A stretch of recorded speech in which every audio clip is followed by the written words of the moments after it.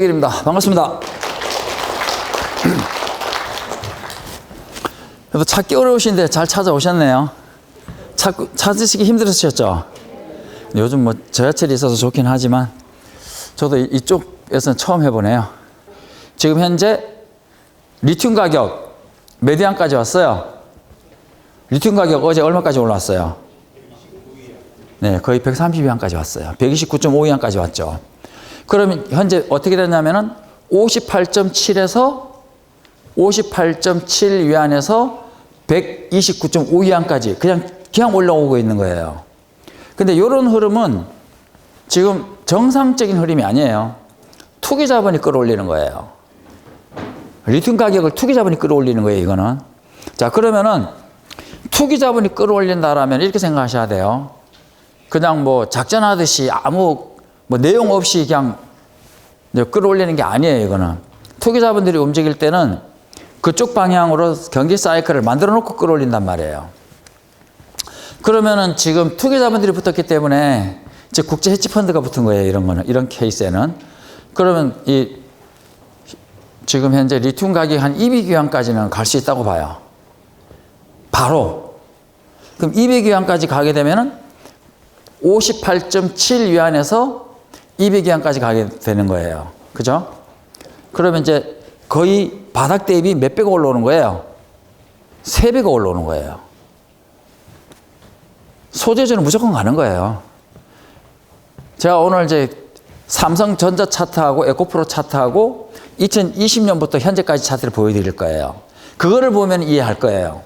왜 제가 지금 소재주를 계속 갖고 있는지. 바로 넘어가겠습니다. 자료 넘겨. 자, 트럼프 이제 큰 그림에 집중. 이 큰 그림을 무슨 그림을 그리겠다는 거예요? 세계 경기를 성장기로 유도하겠다는 얘기입니다. 그래서 미국과의 관세 전쟁 끝내겠다는 얘기잖아요. 미국과의 관세 전쟁을 끝내고 중국과 경제안보 빅딜 합의 하나. 요거죠. 자, 미중 해빙 무드. 자, 여기 2025년 초부터는 무슨 문제가 있었어요? 관세 전쟁이 있었어요. 관세 전쟁을 하다가 관세 합의로 이어갔죠. 관세 합의로 가다가 그 다음에 이제 다시 또 이제 중국하고 미국에서 조금 세게 나왔죠. 10월, 한국에서 10월 APEC을 앞두고 서로 이제 협상 우위권을 장악하기 위해서 중국에서는 히토류 수출 통제 발표를 했고 미국에서는 대중관세 100% 인상하겠다고 뻥을 쳤어요. 그러다가 이제 11월 24일 트럼프가 시진핑한테 전화를 걸었습니다. 전화를 걸어가지고 뭐라고 그런 거예요? 야, 우리 대만 그거 개입 안 할 거야. 그러니까 이제부터 우리 세계 경기 큰 그림으로 끌고 갈 거니까 우리 여기서 그냥 합의하고 잘 지내자. 이렇게 이제 전화를 한 거죠. 그리고 이제 올해 4월 달 내가 중국 방문할 테니까 시진핑 너도 중순경에 한번 와. 이렇게 된 거예요. 그리고 이제 11월 달, 12월 달에 한 번씩 왔다 갔다 하자. 자, 그러면 이제 올해 같은 경우에는 경기는 계속 올라가는 거예요. 넘겨. 자, 페드 의장 교체, 트럼프 방중. 뭐 이런 거 다 필요 없고. 여기서 보면은 도널드 트럼프 미국 대통령이 방중, 4월 달이죠? 방중 한다라고 했고, 그 다음에 제롬 파월 페드 의장 임기 만료. 이것도 호재예요. 그래서 제롬 파월은 어차피 자를 거예요. 자르는데, 그러면 이제 차기 페드 의장이 누구를 할 거냐? 여기 이제 관건이죠. 자, 차기 페드 의장은 금리 인상할 사람을 앉혀놓겠어요? 금리 인하할 사람을 앉혀놓겠어요? 네, 금리 인하할 사람을 앉혀놓은 거예요. 놓을 거예요. 그러니까 이거는 문제 신경 쓸 거 없어요. 뭐 어차피 금리 인하할 사람을 앉혀놓을 거니까 상관없고. 자, 그리고 이제 여기서 중국에서 APEC 정상회의가 있고 그 다음에 G20 정상회의는 미국에서 있어요. 12월 달에. 11월 달에는 중국에서, 12월 달에는 미국에서 글로벌 회의가 하나 있어요. 이럴 때 중국에서 트럼프가 4월에 이어서 11월도 한번 가고 또 시진핑은 중순에 이어서 12월에 미국 방문하고 이렇게 해서 올해 4번 만나자는 거예요. 자, 그러니까 당분간은 올해까지는 일단 경기가 상승기라고 보시면 돼요. 넘겨. 미 USTR 중국 반도체 불공정 무역 관세 인상은 2027년 중반까지 위해. 자, 이게 굉장히 중요합니다. 이거를 보면은 2027년 10월이 상투라는 게 딱 답이 나옵니다. 요거 보면 답이 나와요. 10월이 상투라는 게. 자, 뭐라고 되어 있냐면은 트럼프 대통령이 중국과 해빙 무드를 조성하는 가운데 예고됐던 대중 반도체 관세 인상은 2027년 중반 이후로 낮추기로 했다. 자국 반도체 산업이 막대한 국가 보조금을 투입했고 외국 업체들의 시장 접근을 제한했으며 중국에 진출한 외국 업체들을 압박해 강제로 기술을 이전하거나 이들의 지식재산권을 탈취했다. 또 불투명한 규제로 외국 업체들을 차별했고 노동 착취적인 임금 정책 등으로 불공정 경쟁을 하고 있다. 이게 이제 미국 무역대표부에서 중국에다가 한 얘기예요. 야, 니네 이거 이렇게 막 돈도 많이 지원해주고 뭐 여러 가지 이런 제도를 했기 때문에 불공정 무역이니까 우리가 관세를 100% 때리겠다는 얘기예요. 관세를 100% 때릴 거야.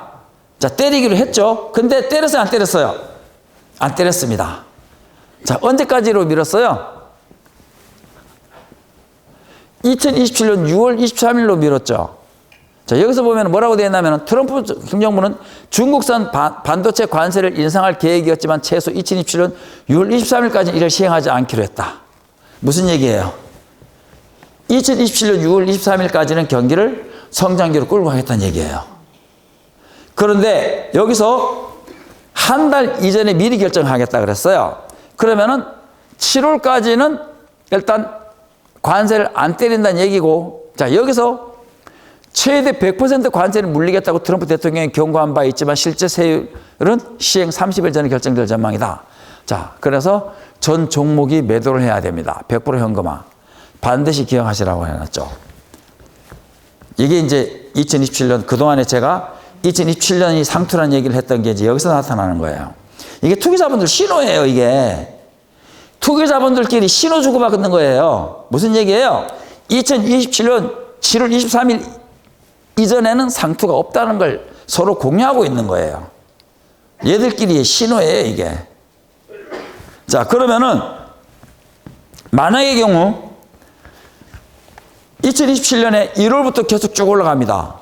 1월부터 쭉 올라가다가 8월 달에 조정받고 9월, 10월 이렇게 땡기면은 10월이 상투가 맞아요. 근데 만약의 경우 1월 달에 상승폭이 별로 안 크고 2027년을 얘기하는 거예요. 1월 달에 상승폭이 그렇게 안 큰 상태에서 슬렁슬렁 올라가면서 7월, 8월 조정받고 올라오면은 요거는 10월 한두 달 전에 나타날 수도 있어요. 즉 무슨 얘기냐면은 만약에 미국에서 2027년 7월에 반도체 관세 100% 딱 때렸다. 7월이 상투입니다. 7월이 상투예요. 근데 만약의 경우 7월에 관세 안 때리고 한두 달 더 연장되면은 그거는 10월이 상투입니다. 그럼 지금 삼성전자, SK하이닉스 언제까지 간다는 얘기예요? 2027년 7월까지는 죽어도 깨나도 간다는 얘기예요. 근데 뭐 거기에다가 뭐 10만 전자가 어떻고 뭐 70만 닉스가 어쩌고 이런 거 다 필요 없어요. 그냥 갖고 있는 분들은 그냥 밀어붙이면 돼요. 이럴 때는. 넘겨. 연준은 더 늦춰서는 안 된다.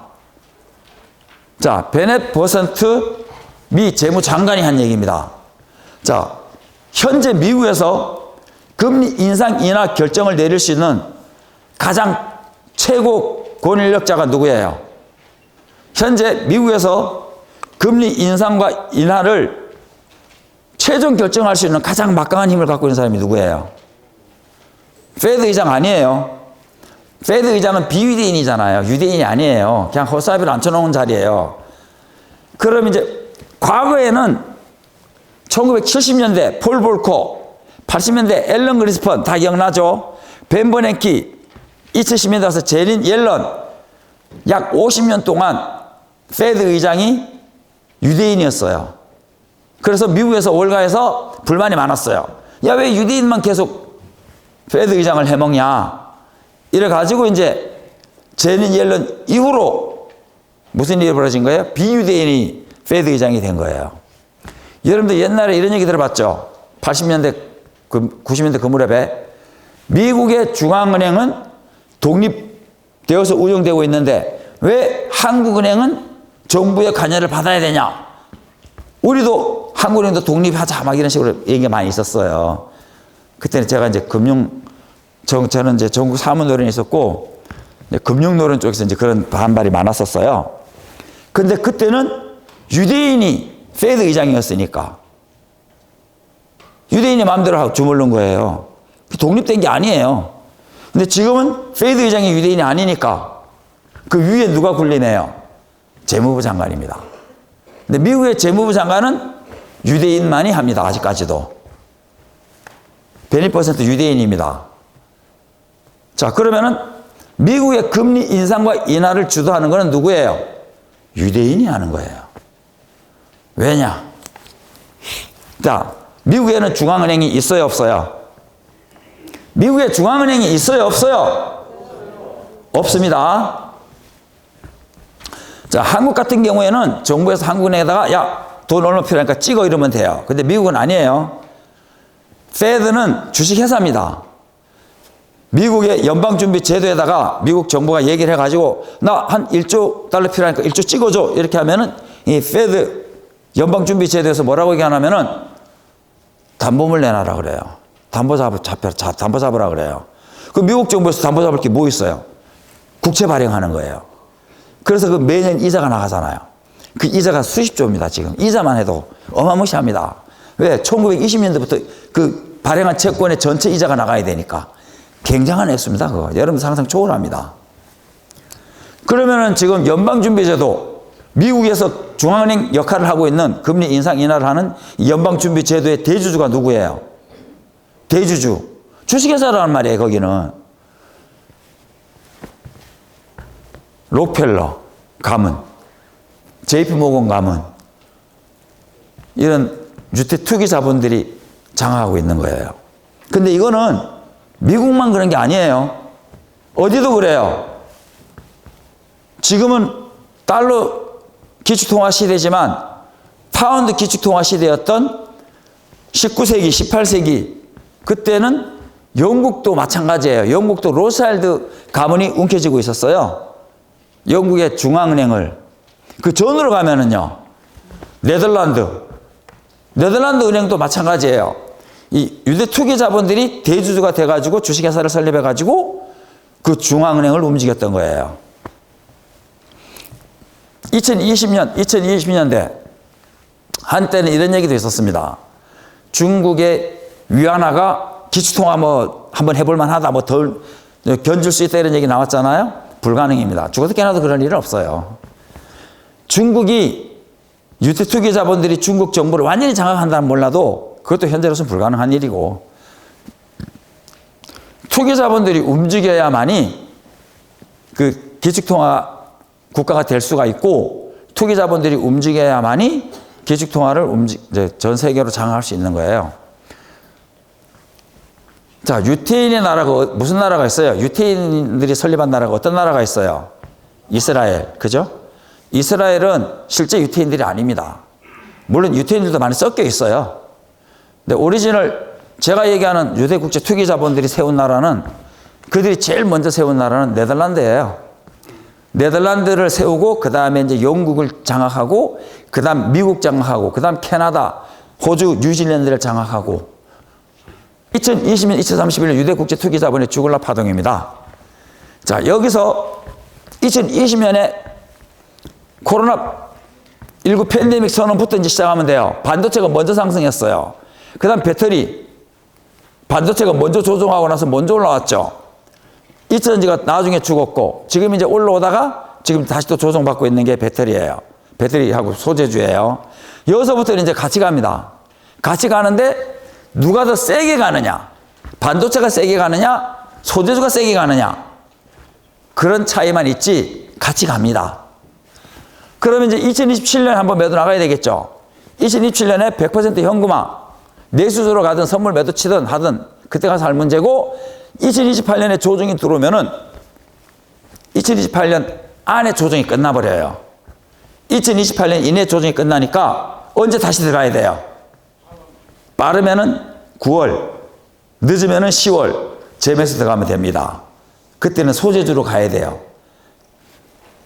그러니까 2029, 2031년까지 가는 파동에서는 반도체보다는 소재주가 훨씬 더 강하게 갑니다. 반도체 같은 경우는 지금 고성장기, 성숙기입니다. 전기차 산업은요, 지금 완전히 개화가 됐어요, 안 됐어요? 개화되다가 지금 캐즘 현상으로 지금 주춤하잖아요. 그리고 지금 2027년 이 무렵 가면은 AI 데이터 센터가 막 들어서야 됩니다. 어마무시하게 들어서야 돼요. 그래서 배터리 수요가 굉장히 빠른 속도로 크게 증가하겠죠. 자, 요거는 지금 이거 있나요, 자료? 이거를 좀 통달 좀 하세요, 이거 버리지 마시고 집에 가지고 차분하게 이거 다 읽으세요. 차분하게 다 읽어가지고 이거를 마스터 하세요. 이거를 마스터 하면은 이 상투가 딱딱 나옵니다. 재매수점 이게 딱딱 밑에 연도 다 적어놨죠? 네, 이거 잘 체크하세요. 그리고 이거를 차분하게 좀 읽으면서 마스터를 하셔야 돼요. 그래야 이제 그러니까 2026, 2027 2년과 2029, 2034, 2031년 이 두 사이클만 수익 내도 여러분들 계산은 어마무시하게 대박나게 돼 있어요. 자, 이렇게 보시면 되고, 자, 일단 요렇게만 알아두시고, 그리고 지금은 뭐냐면은 2025년부터 2027년까지 이거 상승 3파동이에요. 상승 1파, 조정 2파, 상승 3파, 조정 4파, 상승 5파. 그리고 여기서 연장 파동이 나와야 돼요. 이 10년짜리 긴 파동에서는 반드시 연장 파동이 나옵니다. 한국 증시에서 연장 파동이 나온 적이 딱 한 번 있어요. 언제일 것 같아요? 외환위기 때입니다. 1998년부터 1999년 6월까지가 상승 1파, 조정 2파 받고 상승 3파 갔다가 2020년 1월하고 2020년 1월에 가서 연장 파동이 한번 나와요. 뭐냐면은 상승 1파, 조정 2파, 상승 3파, 조정 4파, 상승 5파, 조정, 요 M자가 나오죠. M자. 이렇게 해서 연장 파동이 나오게 돼 있어요. 왜 연장 파동이 나오는 겁니까? 연장 파동이 나오는 이유가 뭐 때문이에요? 여기서부터 여기까지 끌어올렸으니까 수익이 어마무시하게 났겠죠. 돈 규모가 엄청나게 불었겠죠. 한 번에 다 팔고 나올 수 있어요, 없어요? 한 번에 다 못 팔고 나옵니다. 그래서 한 번 푹 던지고 다시 한번 반등을 끌어올렸다가 다시 한번 팔아먹는 거예요. 그래서 연장 파동이 나오는 거예요. 2030년대 가면 연장 파동 나옵니다. 자, 지금은 중요한 건 뭐냐면은 2025년에서 2027년까지 요겁니다. 요거 주글라 파동 상승 3파. 요거 반도체로 수익을 낼 거냐, 소재지로 수익 낼 거냐. 반도체 있는 분들은 그냥 가져가면 돼요. 근데 신규 매수는 반도체보다는 소재주가 유리할 겁니다, 아마. 넘겨. 자, 이 차트는 삼성전자와 에코프로 차트입니다. 2020년부터 현재까지예요. 2020년부터 현재까지. 자, 여기서 보시면은 삼성전자가 먼저 올라오고 나서 쭉 꺾이죠. 근데 이때 당시하고 지금 이 파동하고는 완전히 다른 파동이에요. 이때 당시에는 코로나19 이후에 미국, 중국을 중심으로 유동성 장세, 경기 부양책에 의해서 올라온 장세입니다, 요거는. 그리고 이제 쭉 하락하죠. 자, 그리고 에코프로 같은 경우에는 여기서부터 올라오기 시작했어요, 조금씩. 근데 자세히 보면은 삼성전자는 더블 좀 넘었죠. 근데 에코프로 같은 경우에는 9,000원에서 49,000원, 15만까지 올라왔어요. 이미 벌써 여기까지. 9,000원에서 5만원까지 왔으니까 5배 넘게 났다는 얘기예요. 그리고 여기서부터 여기까지만 해도 벌써 15배 난 상태죠. 그리고 1년을 죽입니다. 이 1년을 죽이는 과정을 저희는 홀딩하고 왔었어요. 여기서부터 계속 매집해가지고 여기서 이제 올인하고 이렇게 나왔던 거죠. 자, 삼성전자는 얘 폭등할 때 삼성전자 조금씩 올라왔죠. 그리고 이제 얘는 쭉 죽었죠. 얘도 이제 죽었어. 여기서 같이 죽었죠. 자, 그리고 이제 삼성전자는 먼저 이제 날아갔습니다. 자, 3도 먼저 날아갔으니까 여기 이 자금들이 계속 이쪽으로 이동하고 있는 거죠. 최근에도 보면은 반도체가 움직이고 자동차, 현대차 움직이고 조선 방산 움직이고 계속 움직이고 있죠. 그러니까 에코프로는 좀 올라오다가 밀려버리고 올라오다가 밀려버리고 무슨 일이 벌어지고 있는 거예요? 소재주 C가 말리고 있는 거예요. 지금 소재주 C가 말리고 있는 과정이에요. 근데 이번 주 같은 경우 엔캡 잘 밀려요? 잘 안 밀려요? 예, 그렇죠? 네. 그게 와닿았으면 된 거예요. 엔캡이 최근에 와서 잘 안 밀리고 있다는 걸 알았으면은, 느꼈으면은 된 거예요. 뭘 의미하고 있는 거예요? 조만간에 튄다는 얘기입니다. 엔캠이 여러분들이 생각하는 것보다 재료가 많아요. 근데 얘네들이 못 올리는 여러 가지 이유가 있겠지만 때가 되면은 안 올릴 수가 없어요. 자기네들도 계속 뭐 움켜쥐고만 있을 수는 없잖아요. 어차피 저희는 매도사인 안 나갈 거 알고 있으니까 알아서 뭐 때가 되면 땡기겠죠. 그러니까 잘 갖고 있으세요. 지금 에코프로 같은 경우 여기서 여기까지 15배 올라왔어요. 여기서 여기까지 15배, 여기서 여기까지 15배 이렇게 올라왔는데, 자, 삼성전자도 그래도 튈 때는 튀어요. 튈 때는 튀죠. 소재주들은요 날아갑니다. 그냥. 왜 이런 현상이 벌어져요? 지금도 보면은 대형주 쪽으로 지금 자금이 빠져나가고 있는데, 빠져나가고 있는 상태란 말이에요. 근데 좀 기다 보면은 나갈 사람 다 나가고 이제 누구만 남는 거예요? 저를 믿는 분들만 남는 거예요.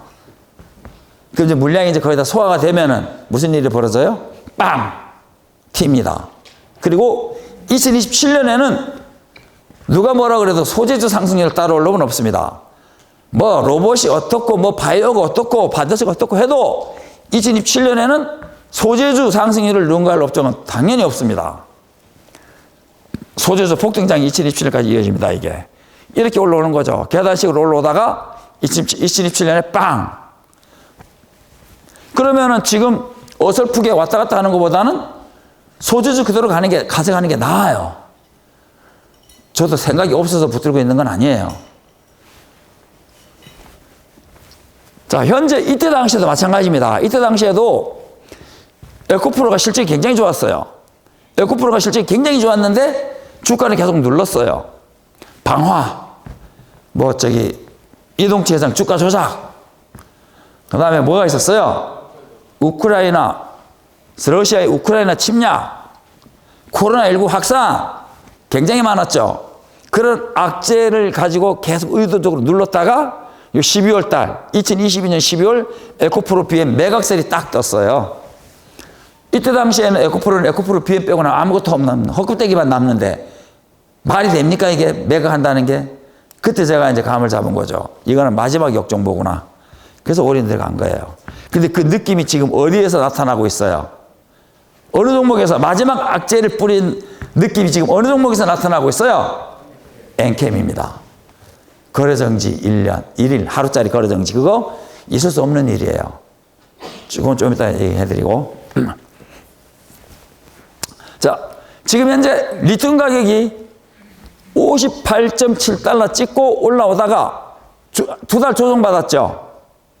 그리고 지금 막 그대로 치고 올라가죠. 그냥 치고 올라가잖아요. 삼성전자 올라가듯이. 자, 그러면은 리튬 가격이 치고 올라간다는 얘기는 소재주들 실적이 좋아지겠어요? 안 좋아지겠어요?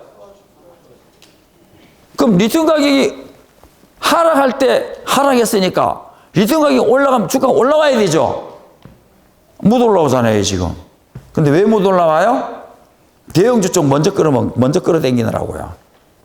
대형주를 먼저 끌어당기기 위해서 이쪽을 누르는 거고, 개인 투자자들은 이거 더 이상 못 버티겠다 하고 이제 이동하는 거예요. 그러면 이제 지금 반도체 들어가면은 좀 이따가 반도체 조정 들어오면은 손절매 또 해야 돼요. 그게 주식이에요. 지금 요 꺾인 거 있죠? 두 달 조정받은 거.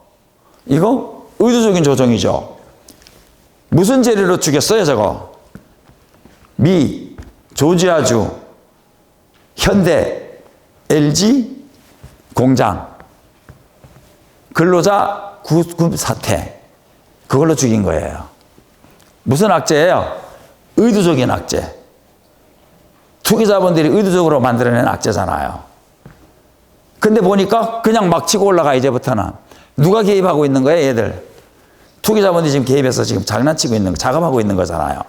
자, 그러면은 투기자본들은 리튬 가격을 끌어올려가지고 뭐에서 수익이 나요?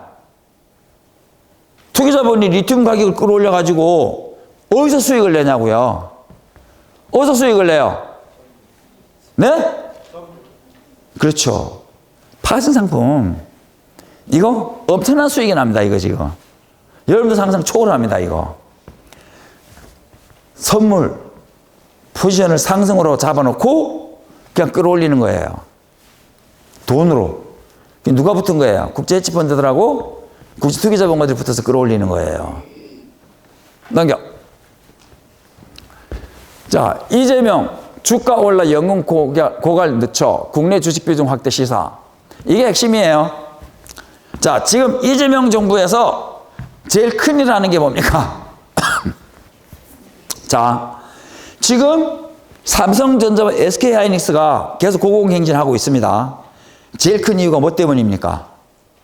삼성전자와 SK하이닉스가 조정 없이 그냥 올라가는 가장 큰 이유가 뭐 때문이에요? 네, 연기금이 안 나가고 있잖아요. 자, 원래는 연기금이 매도를 쳐야 돼요. 왜?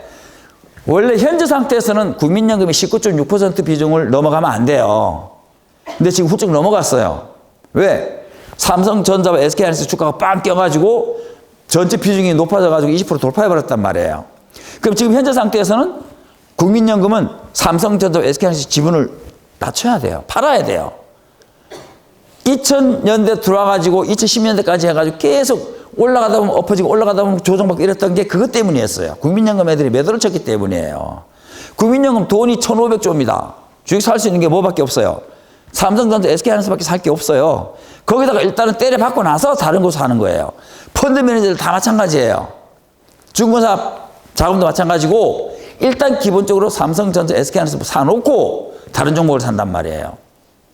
그러니까 지금 삼성전자, SK하이닉스 급등했으니까 비율이 주식 전체 비중이 확 올라갔잖아요. 해외 주식이나 부동산 이런 거에 비해서. 그럼 매도를 쳐야 되는데 지금 매도를 안 칩니다. 왜? 이재명 대통령이 뭐라 그랬어요? 국내 주식, 국민연금의 국내 주식 투자 비중을 늘리면 되지 않느냐. 코리아 리스크. 그것도 코리아 리스크의 일부다. 매도 치지 말아라. 그냥 가져가, 그냥. 그 대신에 뭐를 하라? 국민연금의 주식 투자 비중, 국내 주식 투자 비중을 늘려라. 그러면 되지 않냐. 이거예요. 이해됐어요? 이게 1980년도 일본이 2000포인트에서 38,000까지 갔던 이유예요. 일본은 투기자본이 한국보다 훨씬 더 장악이 잘 돼 있거든요. 그래서 우리가 뭐 38,000까지 간다는 생각은 안 해요. 근데 이미 제가 10,000포인트 무조건 돌파할 거라고 얘기는 했죠. 네, 10,000포인트는 무조건 넘어갑니다, 이거는. 국민연금에서 삼성전자하고 SK하이닉스 안 파니까 당연히 넘어가죠, 10,000포인트는.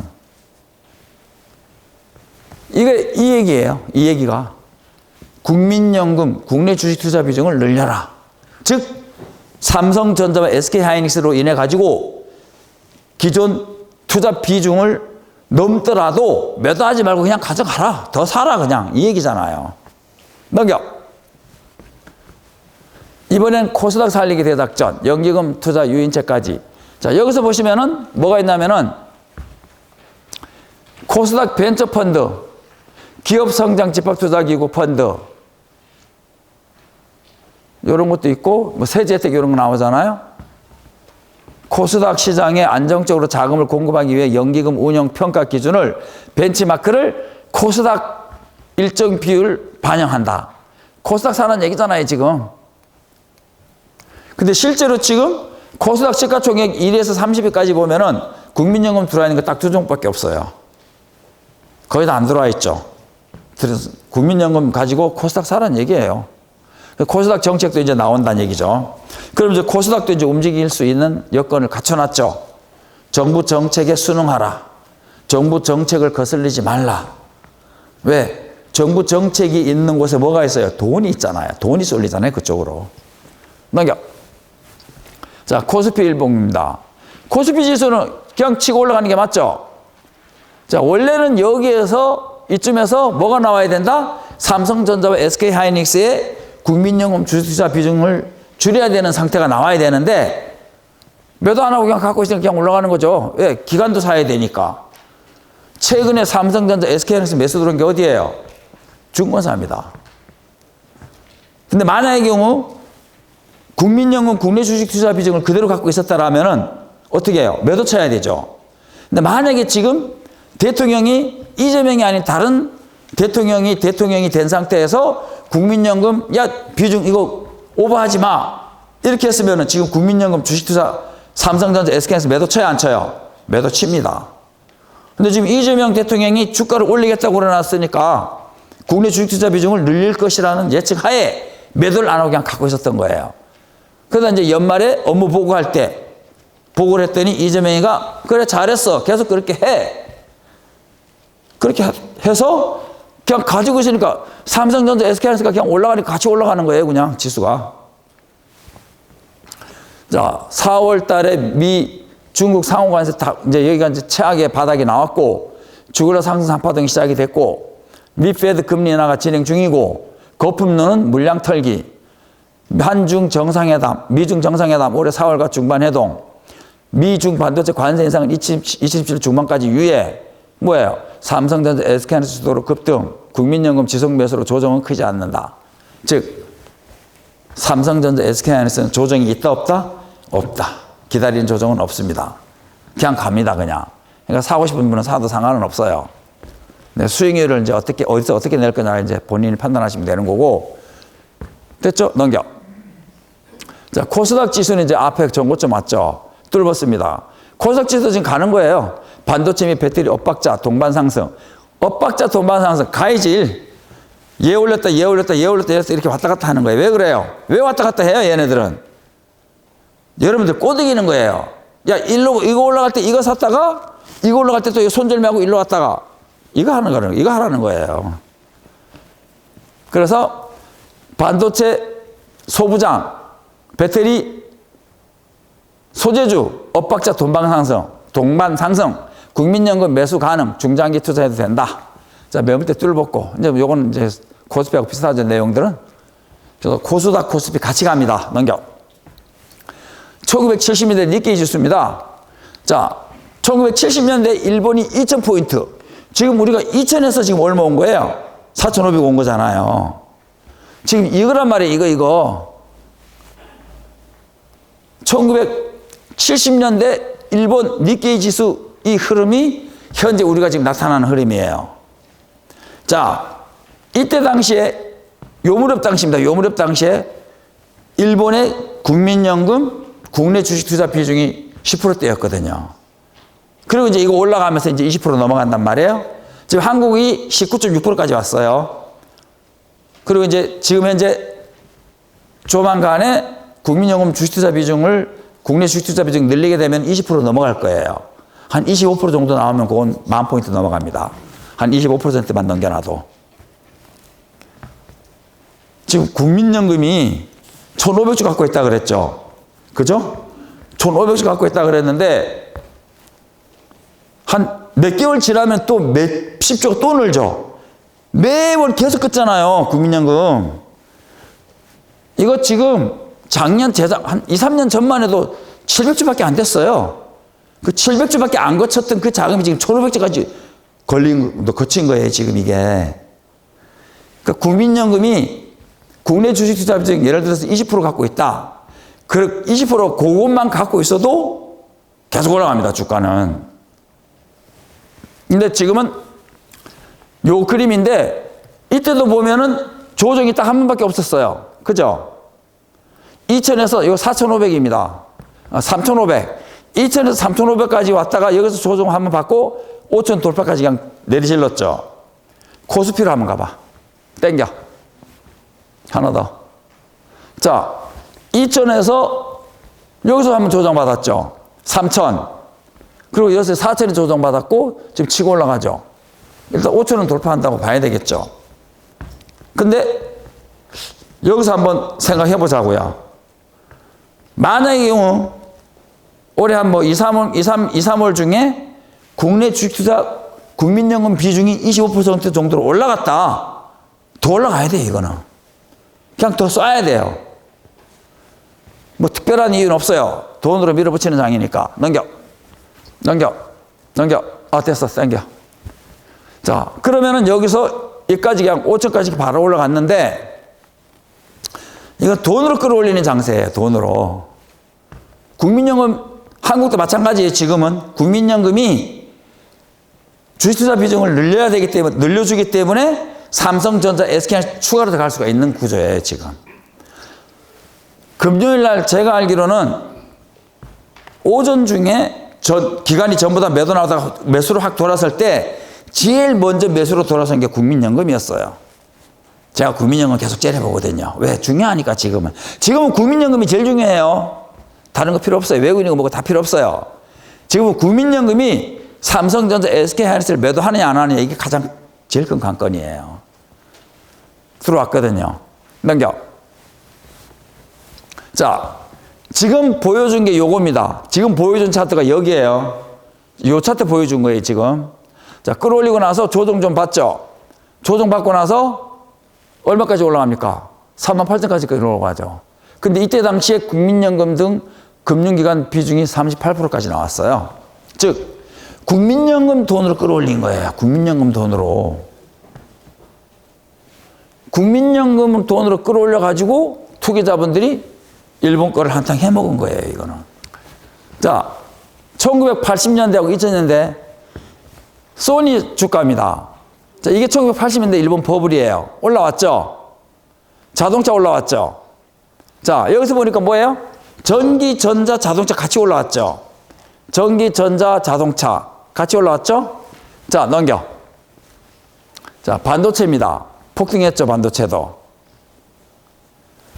금방 안 끝나죠? 당연히 금방 안 끝납니다. 그 삼성전자, SK하이닉스도 금방 안 끝난다는 얘기예요. 그리고 이게 지금 여기서 보면은 전기전자, IT 반도체 요것만 올라온 것 같죠? 아니에요. 전 산업이 다 올라왔어요. 왜? 2,000포인트에서 38,000포인트까지 올라갔잖아요.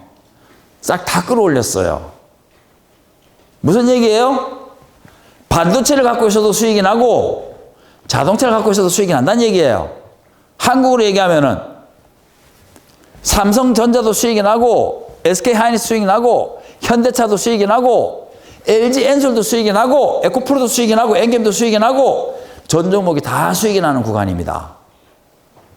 근데 언제 누가 먼저냐가 문제죠? 반도체가 항상 먼저죠. 경기민감주가 원래 먼저 움직여요. 원래 경기민감주가. 그 IT가 먼저 움직이고 자동차 따라가고 그 다음에 이제 순서대로 따라가는 거예요. 근데 순서는 누가 결정해요? 실적이. 실적이 좋아지는 놈은 다 갑니다. 근데 지금 현재로서는 반도체는 지금 고성장기잖아요. 그리고 이제 2차 전지는 이제 턴어라운드 하고 있는 과정이니까 후발주자죠, 당연히. 근데 후발주자인데 LG엔솔 같은 경우에는 뭐 100%나 200% 가려면 시간이 좀 걸리겠죠. 근데 소재주는요, 100%, 200% 금방 날아갑니다. 그건 시간 별로 안 걸려요. 지금 리튬 가격이 급등하는 거 보이잖아요, 지금. 넘겨.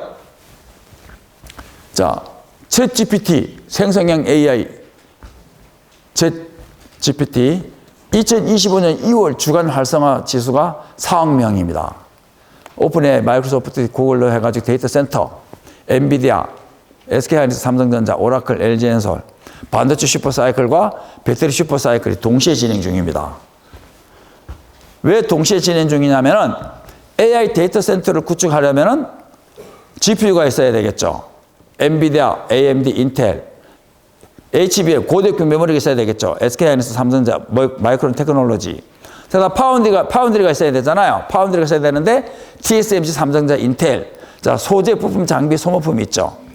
자, 소재 부품, 장비, 소모품이 있는데 여기서 요거 중에서 지금은 장비주가 제일 잘 갑니다. 왜 그래요? 장비가 제일 먼저 들어가니까. 지금 삼성전자하고 SK하이닉스가 대규모 공장을 짓고 있잖아요. 물량이 딸려가지고. 공장을 지어야 되잖아요. 근데 공장을 짓는데 지금 이제 제일 먼저 들어가는 게 뭐부터 들어가요? 장비 먼저. 근데 이걸 아셔야 돼요. 장비는 한번 이제 수주가 들어가고 나면은 계속 들어가요? 그걸로 끝나요? 끝나요. 장비주는 그래서 피하는 게 좋습니다. 단기 매매가 자신 있는 분은 해도 상관없지만. 그럼 뭘로 승부 걸어야 돼요? 소재, 부품, 소모품비. 특히 소모품. 소모품은 계속 들어간단 말이에요. 그리고 소모품이 특히 영업이익률이 높아요. 그래서 소재, 부품, 소모품. 장비는 지금은 해도 상관없어요. 근데 명심해야 될 것은 올해 말부터는 장비주는 절대로 하면 안 돼요. 그거 꼭 기억해 두세요. 자, 이렇게 해서 반도체가 슈퍼사이클이 나왔고, 배터리 쪽으로 오니까 뭐예요? AI 데이터 서버 구축해야 되잖아요. 자, 서버를 구축해야 되는데 여기 뭐가 들어가요? 에너지 저장 장치가 들어가잖아요. 에너지 저장 장치. 재생에너지. ESS 에너지 저장 장치는 LFP 배터리에 들어간단 말이에요. LFP 배터리. 여기 들어간단 말이에요. 자, 그러면은 여기도 에너지 저장 장치인데 LFP 배터리가 들어가는 똑같아요. 여기도. 근데 여기는 AI 데이터 서버에 들어가는 에너지 저장 LFP 배터리고 여기서는요. 태양광 풍력 쪽이에요. 달라요, 이게. 자, 대한민국이 지금 제일 개발이 안 된 지역이 어디입니까? 거의 뭐 완전히 뭐 공장 하나 제대로 없는 곳이 서남해안입니다. 근데 그 서남해안에 2000년대부터 구축됐던 게 뭡니까? 2000년부터 구축됐던 게 태양광 발전단지, 풍력 발전단지 이런 것들이에요. 자, 그러면은 AI 데이터 센터를 지으려면은, 구축하려면은 어마무시한 전기가 필요해요. 그래서 울산이나 포항 이런 데는 뭘로 충당하면 됩니까? 원자력 발전소. 원자력 발전소가 있잖아요. 근데 서남해안에는 원자력 발전소 있어요, 없어요? 없어요. 그럼 뭘로 전기를 충당해야 돼요? 바로 태양광 풍력 신재생에너지입니다. 그래서 신재생에너지를 해서 생성된 전기를 끌어모아 가지고 에너지 저장 장치로 보관하고 있다가 이제 전송시켜 주는 거예요. 자, 그러면은 AI 데이터 센터를 서남해안에 지으려면은 AI 데이터 센터를 서남해안에 지으려면은 굉장히 많은 배터리가 필요하겠죠. 무지 많이 들어갑니다. 근데 이걸 아셔야 돼요. 동부가 발전이 다 돼가지고 서부 쪽 개발을 하는 곳이 한국만이 아니에요. 어디도 그래요. 미국, 또 중국 다 마찬가지예요. 왜냐? 항구 도시가 다 동부에서부터 시작했거든. 미국도 서부가 미개발 지역이고, 물론 이제 미국은 서부도 이제 뭐 좋은 데가 있긴 하지만, 이제 동쪽에서 서쪽으로 좀 이동해야 되고, 특히 중국 같은 경우에는 다 북경, 상해가 다 동쪽이잖아요. 항구 도시잖아요, 전부 다. 그러니까 서쪽에는 거의 발전이 거의 안 돼 있는 지역들이 많아요. 그래서 미국도 그렇고, 중국도 그렇고, 한국도 그렇고, 이 신재생 에너지 이쪽이 굉장히 많이 지어야 돼요. 이것도 동시에 같이. 그래서 이쪽에서 생기는 에너지 저장 장치 이것도 많이 들어간단 말이에요. 자, 그러면은 AI 데이터 센터를 지으면은 일단 뭐가 있어야 된다 그랬어요? 서버가 있어야 된다 그랬죠. 또 뭐가 있어야 돼요? 에너지 저장 장치. 여기다가 또 풍력, 태양광 이런 것도 있어야 되죠. 여기도 이제 에너지 저장 장치가 있어야 된단 말이에요. 그러니까 에너지 저장 장치가 굉장히 많이 필요합니다. 넘겨. 생성형 AI 챗GPT 미중등 AI 데이터 센터 구축 2025-2027년 반도체 슈퍼사이클. 넘겨. 자, 지금부터는 이제 반도체를 좀 볼 거예요. 자, 삼성전자 주봉, 일봉이고 주봉이죠. 자, 여기가 2025년입니다. 2015년이에요. 2015년 삼성전자 바닥 찍고 올라옵니다. 이게 언제적 얘기예요? 2016, 17년 반도체 슈퍼사이클 차트예요, 이게. 자, 이때 당시 보면 2015, 2017년에 4차 산업 도입기, 비트코인 채굴과 미 EU AI 데이터 센터 구축, 2015년 8월부터 2017년 몇 월이 상투였어요? 11월 2일 날이 상투였어요. 10월이 상투 맞죠? 왜 그런지 아세요? 왜 2년 만에 상투가 나왔어요? 뭐 때문일까요? 자, 이때는 4차 산업 도입, 지금은 챗GPT가 이제 활성화되어 있는 상태고, 이때 당시에는 4차 산업 도입기였어요. 그래서 비트코인 채굴로 인해 가지고 중국, 유럽, 뭐 덴마크 이런 이제 물이 많이 있는 곳, 그 다음에 중국 이런 데서 이제 AI 데이터 센터를 구축했단 말이에요. 그랬는데 2017년에 반도체가 상투가 나왔잖아요. 여기가 11월 2일이에요. 요거예요. 그러니까 2015년 8월부터 시작해가지고 2017년 11월 2일 날에 상투가 나온 거예요. 그러니까 10월이 상투가 맞는 거죠. 이렇게 나왔는데, 이때 당시 그림하고, 자, 지금은 요 차트가 요거예요. 이 차트가, 이 위에 차트가 요거예요. 요까지. 4차 산업 도입기, 비트코인 채굴과 AI 데이터 센터 구축, 2015, 17년 반도체 슈퍼사이클 나왔고, 자, 조정받고 다시 한번 올라옵니다. 2020년에 5G 스마트폰 등장. 다시 조정받고 올라오다가, 여기 2011, 13년 전기차 산업 고성장, 전기차 산업 고성장, 삼성전자 하락과 에코프로 폭등, 여기 요거예요. 요 무렵. 2024 전기차 캐즘 현상, 2024년 삼성전자 상승, 요거죠? 자, 그러고 나서 이제 여기는 전반적으로 트럼프가 등장하면서 조정받았죠. 물량 털기 작업이 들어간 거죠. 그리고 이제 빵 튀었습니다. 자, 지금은 뭘로 가는 거예요? 생성형 AI 챗GPT, 미, 중 등 대규모 AI 데이터 센터 구축, 2025, 2027년 반도체 슈퍼사이클 도래하고 있습니다. 지금 진행 중이죠. 자, 그러면은 이때 당시에도 2년 반 만에 상투가 나왔고, 이번에도 2년 반 만에 상투가 나옵니다. 그 이유가 뭐 때문입니까? 지금은 반도체 수주가 엄청나게 들어오고 있어요. 그래서 지금 뭐를 지어야 돼요? 반도체 공장을 지어야 되잖아요. 몇 년 후에 완공돼요? 2년 후에 완공됩니다. 언제부터 물량이 쏟아져 나와요? 2028년에. 그러니까 상투가 언제예요? 2027년 말이 되는 거예요. 이해됐어요? 그게 이거잖아요. 여기서부터 이제 물량이 막 수주가 들어와가지고 공장을 지어가지고 공장이 완공돼서 물량이 나올 때쯤 되니까 팔아먹고 나가는 거잖아요. 투기자분들이. 지금도 마찬가지죠. 자, 근데 이때 당시에는 비트코인 채굴 뭐 이 정도였기 때문에 지금하고는 비교가 안 됩니다. 지금은 챗GPT 요걸로 인해 가지고 어마무시한 양이 지금 데이터 센터가 구축이 된단 말이에요. 그러니까 이 세기가 이 상승폭이 더 이때하고 비교가 돼야 안 돼요. 지금이 훨씬 크죠. 훨씬 크지만 상투 시점은 똑같아요, 안 똑같아요? 똑같아요. 공장 짓는 기간은 똑같으니까. 물론 공장 규모가 더 크긴 하지만 공장 규모가 더 크다고 해서 공장 짓는데 시간이 더 걸리고 그런 건 아니에요. 어차피 뭐 땅 쫙 고르고 뭐 겁대 씌우고 장비 들어오고 공장 가동하고 이 기간은 똑같단 말이에요. 그래서 2028년에 상수가 같이 나오는 거예요. 그러면은 2028년에 물량이 쏟아져 가지고 조정을 받았는데 그 계속 뭐 안 들어옵니까? 계속 안 올라와요? 1년이면 조정 끝나요 또. 그 2030년에 다시 한번 올라가는 거예요. 그래서 2031년까지 가는 그림이 뭡니까? 국제 투기자본, 특히 유대 국제 투기자본이 한 사이클 그리는 11년짜리 파동인 거예요, 이게. 보통 이제 이 유대 국제 투기자본가들이 보통 이제 경기 사이클을 상승으로 전환시켜 가지고 주식을 해먹는 기간이 정해져 있어요. 딱 정해져 있는데 몇 년 이게 아니라 짧게 굴리는 사이클이 7년, 길게 굴리는 사이클이 11년짜리입니다. 근데 지금은 몇 년짜리 사이클이에요? 11년짜리 사이클이에요. 왜? 챗GPT 이게 워낙 규모가 크기 때문에 규모가 워낙 크다 보니까 땡겨가는 기간도 더 길어지는 거죠. 자, 삼성전자입니다. 이거 큰 조정 안 들어옵니다.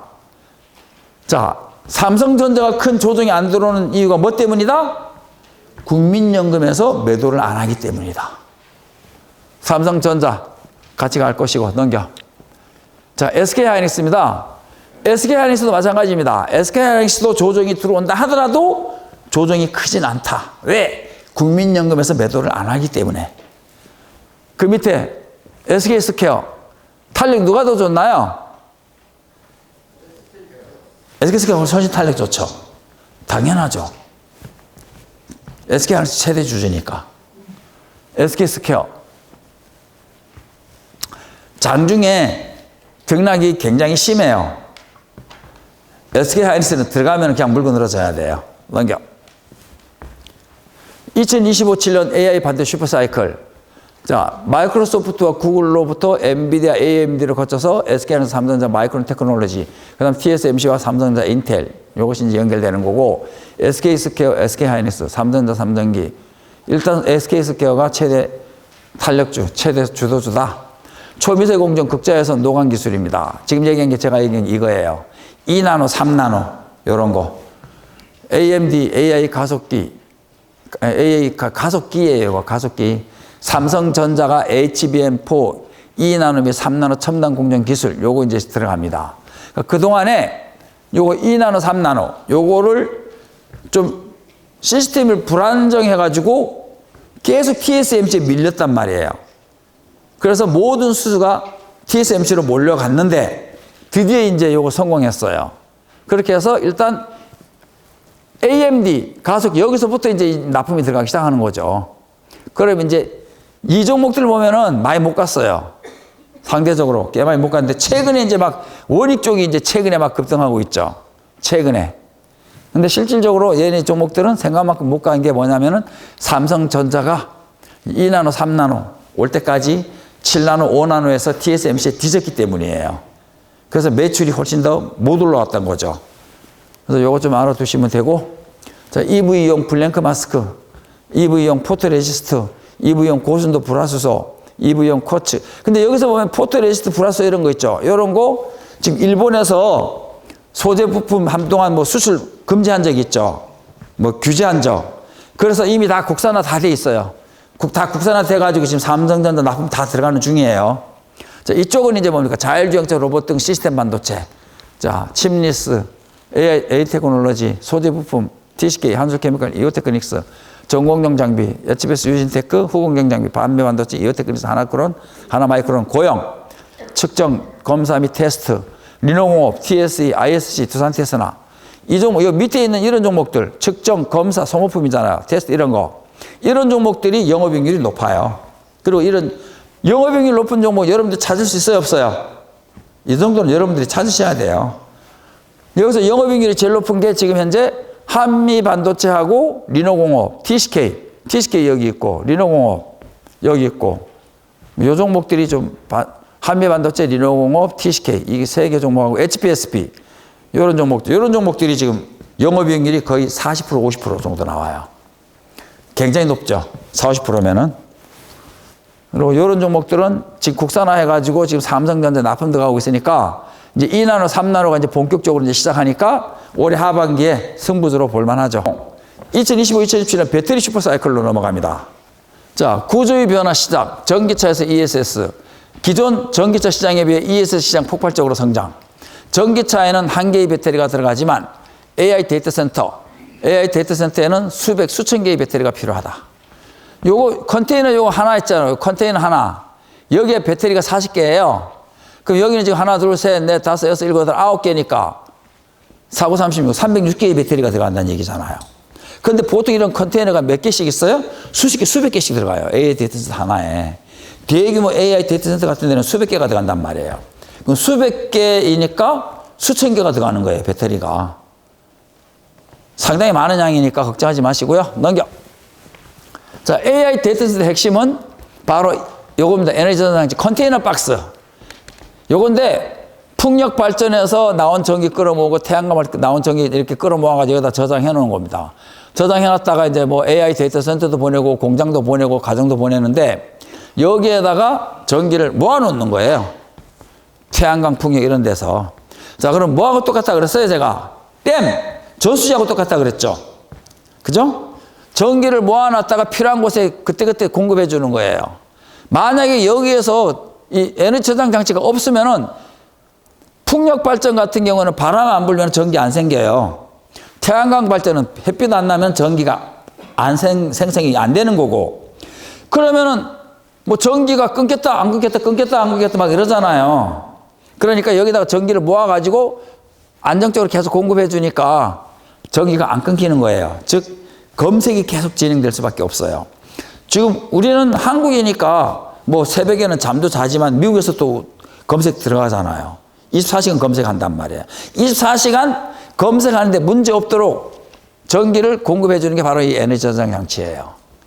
즉 홍수 때는 수문을 닫고 가뭄 때는 수문을 열어서 물을 내보내주는 역할을 하는 거예요. 여기서 AI 데이터 센터, 전기차 대 배터리, ESS 배터리 사용량 수백 개에서 수천 개의 배터리 사용, 하루 24시간 365일 끊김없는 전기를 공급을 해야 된다. 그래서 이런 것들이 필요한 거예요. 넘겨. 자, 이겁니다. 시카고에 있는 마이크로소프트의 AI 데이터 센터. 엄청나게 많죠? 수백, 수천 개의 배터리 필요. ESS가 한 개일 때는 40개. 요런 데이터 센터, 요런 거, 컨테이너 박스 하나에는 40개. 자, ESS가 10개짜리라면은 400개. ESS 요런 거 하나, 둘, 셋, 넷, 다섯, 여섯, 일곱. 이렇게 쫙 해가지고 이게 100개면은요. 배터리가 4,000개 들어간다는 얘기예요. 근데 이런 것들이 이제 작년부터 시작해가지고 올해, 내년까지 엄청나게 많은 양이 지어진다는 거죠. 물론 30년까지지만. 넘겨. 미국 ES 산업 구조 변화의 시작. 미국 ES 시장에서 중국산 배터리 사실상 퇴출 가능성이 높아졌다. 연방투자 세액공제, 여기 이제 핵심입니다. 트럼프 행정부 감세 법안 통해 ESS에 적용되는 새로운 원산지 규정 2026년부터 시행. 자, 요거를 잘 보시면은 뭐냐면은 여기 투자 세액공제 있죠. ITC. 인베스트먼트 텍스 크레딧이죠. 자, 여기 투자 세액공제, 요게 이제 핵심입니다.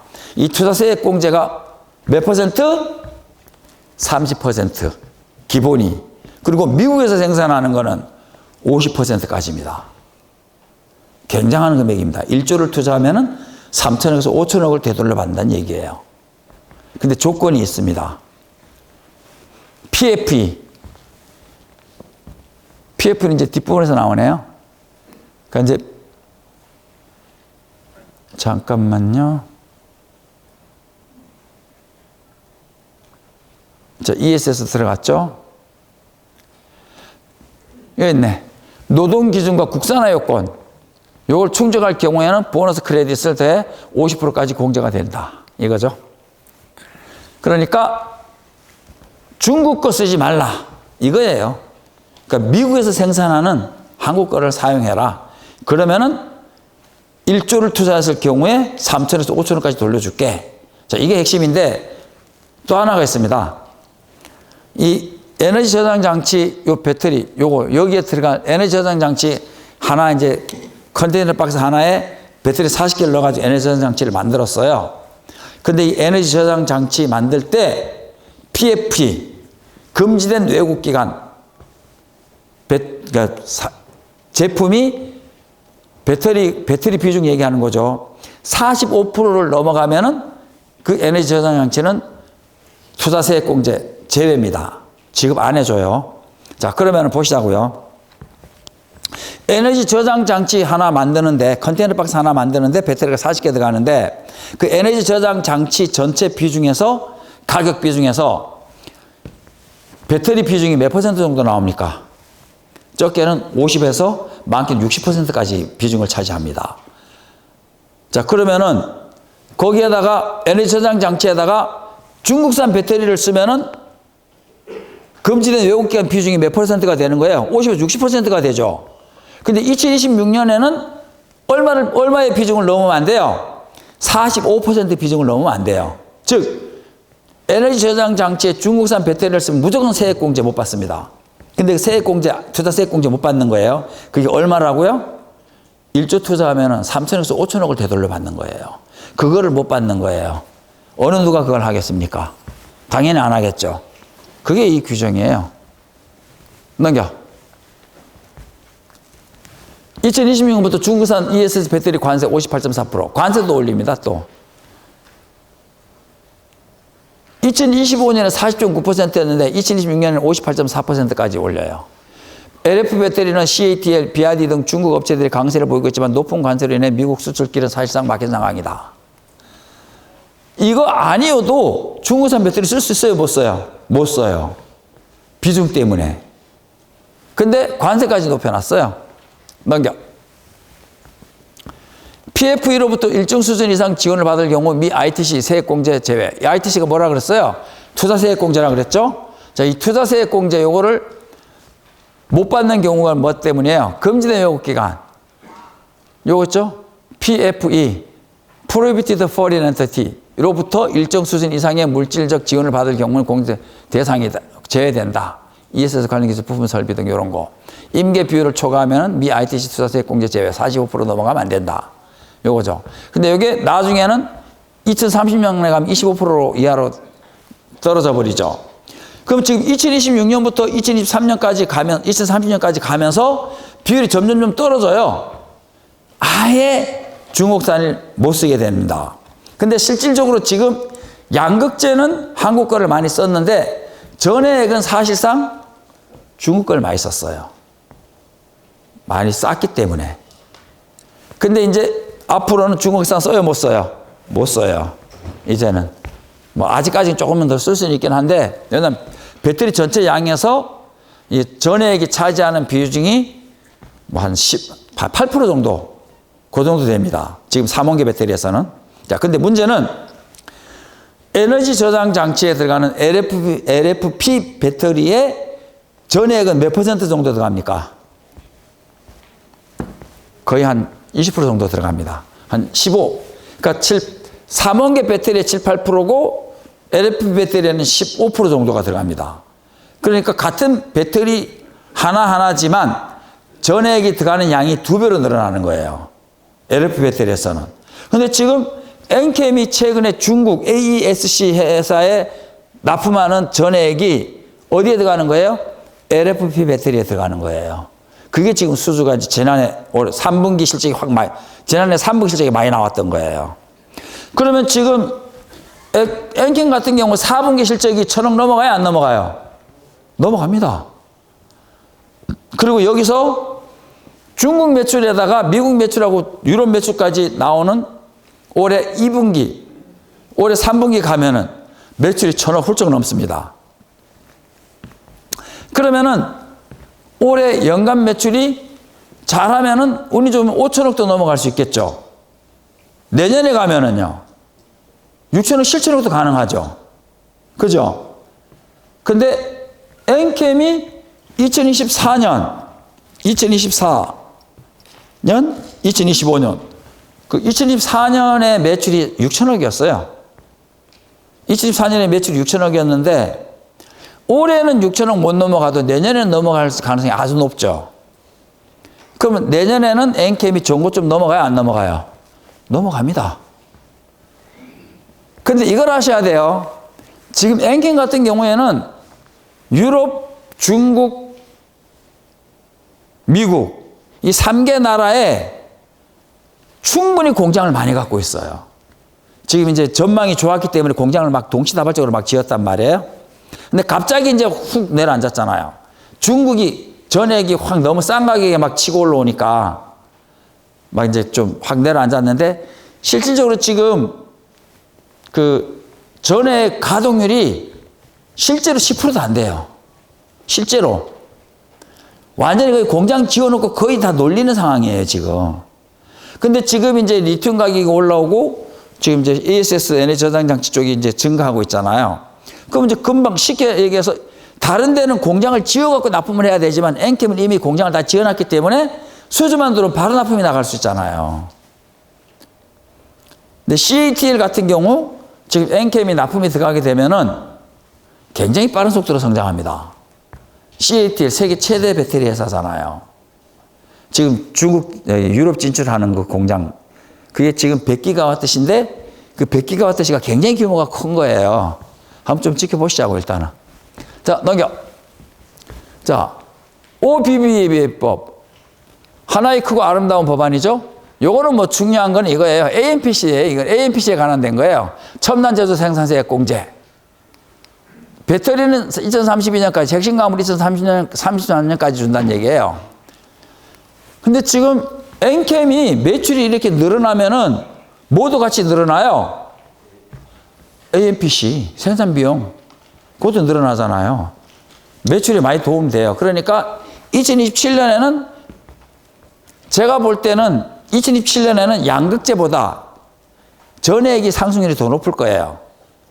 그래서 지금 엔캠은 어쩔 수 없이 그냥 가져가는 게 맞는 거예요. 올해는 에코프로가 상승률이 더 높을지 몰라도 내년에 가면은 엔캠이 주도주로 올라섭니다. 그리고 지금 CATL을 인수하면서 가지고 오는 기술이 하나 있어요. 그게 이제 F전해질인데 그 F전해질이 삼원계 배터리 원료예요, 그게. 그래서 삼원계 배터리 들어가는 전해액의 원료, 리튬이온이에요, 그게. 근데 지금 엔캠이 새만금의 공장을 짓고 있는 게 그건 P전해질이에요. 6불화 인산 리튬인데 P전해질인데 그거는 올해 이제 원래 6월 달에 완공할 예정이라 그랬는데 아마 지금 작년에 하반기에 기사가 바뀌었어요. 연말쯤 이제 완공할 거라고. 근데 만약의 경우 올해 연말에 엔캠이 그 리튬이온 완성 공장 이제 진짜 양산되잖아요. 그러면은 지금 이제 그 리튬이온이 두 가지가 있단 말이에요. P전해질 있고 F전해질이 있는데 P전해질은 ESS용 LF 배터리에 들어가는 거고 F전해질은 삼원계 배터리, 전기차에 들어가는 거예요. 그 두 개 다가 뭐가 되는 거예요? 수직계열화가 되는 거예요. 누가? 엔캠이. 세계 유일이죠, 당연히. 그 두 개 다 갖고 있는 기술을 갖고 있는 데는 회사는 없어요. 그러니까 만약에 올해 말에 새만금에 짓는 리튬이온 공장 완공하고 그리고 이제 내년으로 넘어가면은 이제 CATL 올해 인수 다 끝나고 나서 내년으로 넘어가면은 양쪽 두 개 다가 수직계열화가 되면서 뭐가 높아져요? 마진율이 확 높아집니다. 마진율이 확 높아져요. 어쨌든 엔캠 하면 어쨌든 지금은 홀딩하고 갈 거니까 일단 장모가 따라오세요. 자, 여기서 보면 2027년 1월에 세액공제 수혜 불가. 뭐 하면은 외국 금지된 외국 기관 거 사용하거나 뭐 조금이라도 연간 지원을 받는 경우 이런 거죠. 그럼 이제 2027년에 가면은 소재주가 또 이제 급등하는 그림이 나오고 2031년에도 급등하는 그림이 나와요. 그럼 만약의 경우 2028년에 조정을 견딘다고 판단한다면은 엔캠은 언제까지 가져가도 문제 없어요? 2030년까지, 2031년까지죠. 그때까지 가져가도 충분하다는 얘기고 그때 가면은 엄청나게 대박이 난다는 얘기예요. 어쨌든 그건 뭐 천천히 생각하고 일단 올해만 보자고 일단은요. 넘겨. 자, 글로벌 배터리 시장 재편으로 K배터리 성장 기회. 자, 중국의 배터리 회사 고션, 중국의 배터리 회사 AESC, 중국의 배터리 회사 CATL 이런 회사들이 미시간주 건설 중이던 공장 가동을 무기한 보류했다. AESC, 사우스캐롤라이나주에 짓던 정책 불확실성이 높아졌다며 공사를 무기한 연기했다. CATL, 테슬라, GM, 포드 등과 협력하여 기술 협력, 장비 공급 등을 하던 CATL 역시 미국 직접 진출을 고민했지만 계획을 사실상 접은 것으로 전해졌다. 그래서 이 CATL이 미국에서는 떠나가지고 어디로 가고 있는 거예요? 유럽으로 가고 있는 거예요. 그래서 첫 공장이 어디예요? 유럽 헝가리. 몇 기가와트시? 100기가와트시. 굉장히 큰 양입니다. 100기가와트시가. 이거 짓는 거예요. 그래서 여기에 양극재는 에코프로 BM 거. 전액은 엔캠 등 같이 복수로 쓸 가능성도 있고요. 현재 트럼프 정부가 추진 중인 IRA 개정안 크고 아름다운 법안 OBBBA는 미국 정부가 지정한 금지된 외국기관 PFE의 소재나 부품을 사용하는 경우 보조금 수령을 하지 못하도록 하고 있다. 중국 배터리 업체들이 예외 없이 이 법안의 적용을 받을 것이란 관측이다. 적어도 트럼프 정부 기간 동안에는 중국 배터리 기업은 미국 진출 사실상 불가능. 그럼 미국의 배터리가 누구밖에 없어요? 한국밖에 없어요. 넘겨. 유럽연합 핵심 원자재법 CRMA법. CRMA법은 요 밑에 이것만 보면 돼요. 자, 유럽연합 핵심 원자재법 CRMA. 핵심 원자재 최소 10%는 유럽에서 채굴하라. 핵심 원자재 가공체는 40% 수준까지 높인다. 핵심 원자재 소비량 25%를 배터리 재활용, 리사이클용으로 하라. 중국 등 특정국 핵심 원자재 수입 의존도를 65% 이하로 하락하라. 지금 중국 등 특정국 핵심 원자재 1개국에서 소재 수입을 60% 이상 하지 말란 얘기, 65% 이하로 낮추란 얘기인데, 현재 유럽에서 중국으로부터 수입하고 있는 소재가 95% 넘어요. 95, 6% 정도 돼요. 90%가 넘어요. 그거를 중국에서 90% 넘게 들여오는 이 원자재를 얼마 이하로 낮추라? 전체 65% 이하로 낮추란 얘기예요. 그러려면 누구 거 쓰란 얘기예요? 한국 거 쓰란 얘기예요. 그리고 여기도 뭐라고 돼 있어요? 원자재 최소 10%를 유럽에서 채굴하라 그랬죠. 그리고 지금 여기서도 뭐가 있냐면은 탄소 발자국이 있죠. 탄소 발자국. 자, 2026년부터 전기차 배터리에 탄소 발자국 성능 등급이 적용될 예정이며 2026년부터잖아요. 올해부터 어떻게 하겠다는 얘기예요. 탄소 발자국. 너 출처가 어디냐? 한국이냐 중국이냐? 중국 거면은 비중을 낮춰라. 한국 거면 비중을 더 높여라. 이거예요. 탄소 발자국이. 그래서 배터리, 원자재 이런 뭐 광물들 이런 것들이 중국 거냐 한국 거냐 따지겠다는 얘기예요. 너 중국에서 왔니? 한국에서 왔니? 어디서부터 걸어왔어? 발자국이 어디야? 이거 따져가지고 하겠다는 얘기예요. 그래서 중국 거는 비중을 줄이고 중국 이외의 나라, 한국밖에 없어요. 자, 잘 생각해 보세요. 배터리 만들 수 있는 나라가 어디예요? 한국, 중국, 일본. 일본은 분량이 적어요. 그래서 한국과 중국이 견제해요. 이게 배터리예요. 자, 양극재. 양극재는 유럽, 한국, 중국입니다. 유럽, 한국, 중국인데 유럽 유미코라는 회사가 있는데 거기는 지금 유럽 구조조정 들어갔어요. 그럼 양극재도 지금 경쟁자가 어디밖에 없어요? 한국, 중국밖에 없어요. 자, 전액은 한국하고 중국밖에 없어요. 다른 데는 만드는 데 없어요. 전액은. 그러면 이제 전액 같은 경우는 한국, 중국밖에 없으니까 중국 거 못 쓰면 한국 거 쓰라는 얘기예요. 이게 현재 구조예요, 이게. 그래서 배터리, 소재, 이런 것들 다 좋아집니다. 넘겨. 2025년 10월 글로벌 시장 ES 설치량을 보면은 미국이 3.1GWh, 유럽이 1.9GWh, 중국이 10.9GWh입니다. 누가 더 훨씬 많아요? 중국이 훨씬 많죠. 미국은 20% 성장률 전년 대비, 중국은 68% 성장 전년 대비. 설치량도 많고 성장률도 빠릅니다. 그죠? 중국 내 배터리엔 소재 부족, 리튬 가격 상승, 이겁니다. 자, 지금 리튬 가격이 막 급등하고 있잖아요. 자, 지난해 상반기까지만 해도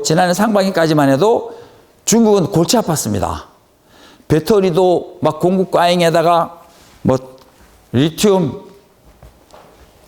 그 다음에 광물, 코발트, 뭐 니켈 이런 것들, 그 다음 전액, 양극재나 전액 이런 것들이 다 공급 과잉이었어요. 막 그냥 지원금 받아가지고 막 만들어놔가지고 다 공급 과잉이었는데 이 공급 과잉이었던 이 배터리 소재를 막 밀어내버렸단 말이에요. 수출로 헐값에 자동차도 마찬가지로. 그래서 리튬 가격이 폭락한 거 아닙니까? 근데 갑자기 지난해 하반기부터 무슨 일이 벌어진 거예요? 중국에서 AI 데이터 센터를 막 짓기 시작한 거예요. AI 데이터 센터를 막 대량으로 구축하다 보니까 뭐가 필요한 거예요? LFP 배터리가 필요한 거잖아요. 야, 이거 우리 나 만들어 놓은 거 많아. 빨리 가져가. 이게 이제 막 소비가 시작이 된 거예요. 그러다 보니까 무슨 문제가 생긴 거예요? 만들어 놓은 건 다 이제 떨어져 나갔잖아요. 새로 이제 막 생산하고 갖다 대야 되잖아요, 지금. 수요가 증가하다 보니까 공급이 따라갈 수가 없는 거예요. 그래서 뭐가 움직이는 거예요? 리튬 가격이 그래서 급등하는 거예요, 지금. 이해됐어요? 그러면은 중국에 지금 과잉 공급으로 넘쳐나던 배터리, 양극재, 전액이 이런 부분들이 지금 넘쳐나고 있어요? 부족하고 있어요? 부족한 상태예요. 부족한 상태니까 지금 최근에 작년 3분기에 그 엔캠에서 LFP 전액 납품이 들어간 게 있어요. 앞으로 당겨봐. 하나 더. 됐어. AESC 있죠. 요거 중국 회사, 중국 배터리 기업의 AESC. 여기에 작년에 엔캠에서 납품한 게 360억이에요. 작년에. 근데 이때 당시에는 지금 리튬 가격이 한 7, 80위안 정도밖에 안 됐잖아요. 근데 지금 계속 납품 들어가고 있단 말이에요. 근데 요게 지금은 100달러 넘어갔단 말이에요. 똑같은 양이 수출이 돼도 판매 매출이 확 올라간단 말이에요. 자, 지금 전해액 같은 경우에는 여기 납품에다가 지금 이제 물량이 지금 중국이 부족하니까 중국 회사잖아요. 근데 이 중국 회사가 중국에서 생산한 배터리에 전해액을 중국 걸 안 쓰고 엔킨 거 받아 쓰고 있단 말이에요. 지금 현재 지난해부터. 그러면 중국에서 지금 전해액이 공급이 부족하다는 얘기잖아요. 넘겨. 자, 그래서 리튬 가격이 급등하고 있으니까 투기자분들 입장에서는 딱 봤을 때 통밥이 뭐예요? 야, 이거 중국에서 공급이 금방 못 따라오니까 리튬 부족하겠네? 야, 리튬 가격 한번 땡겨 먹자. 우리 파생해서 한번 제대로 한번 해 먹자.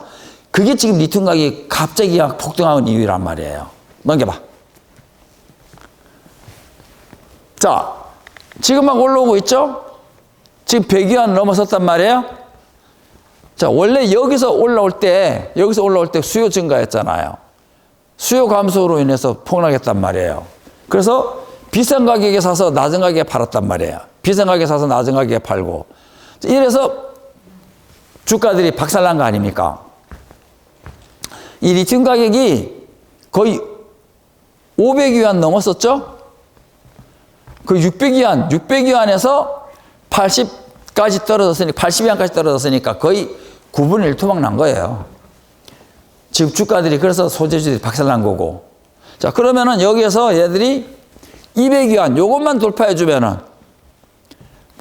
조만간에 200위안만 돌파해준다라면은, 누가 폭등하겠어요?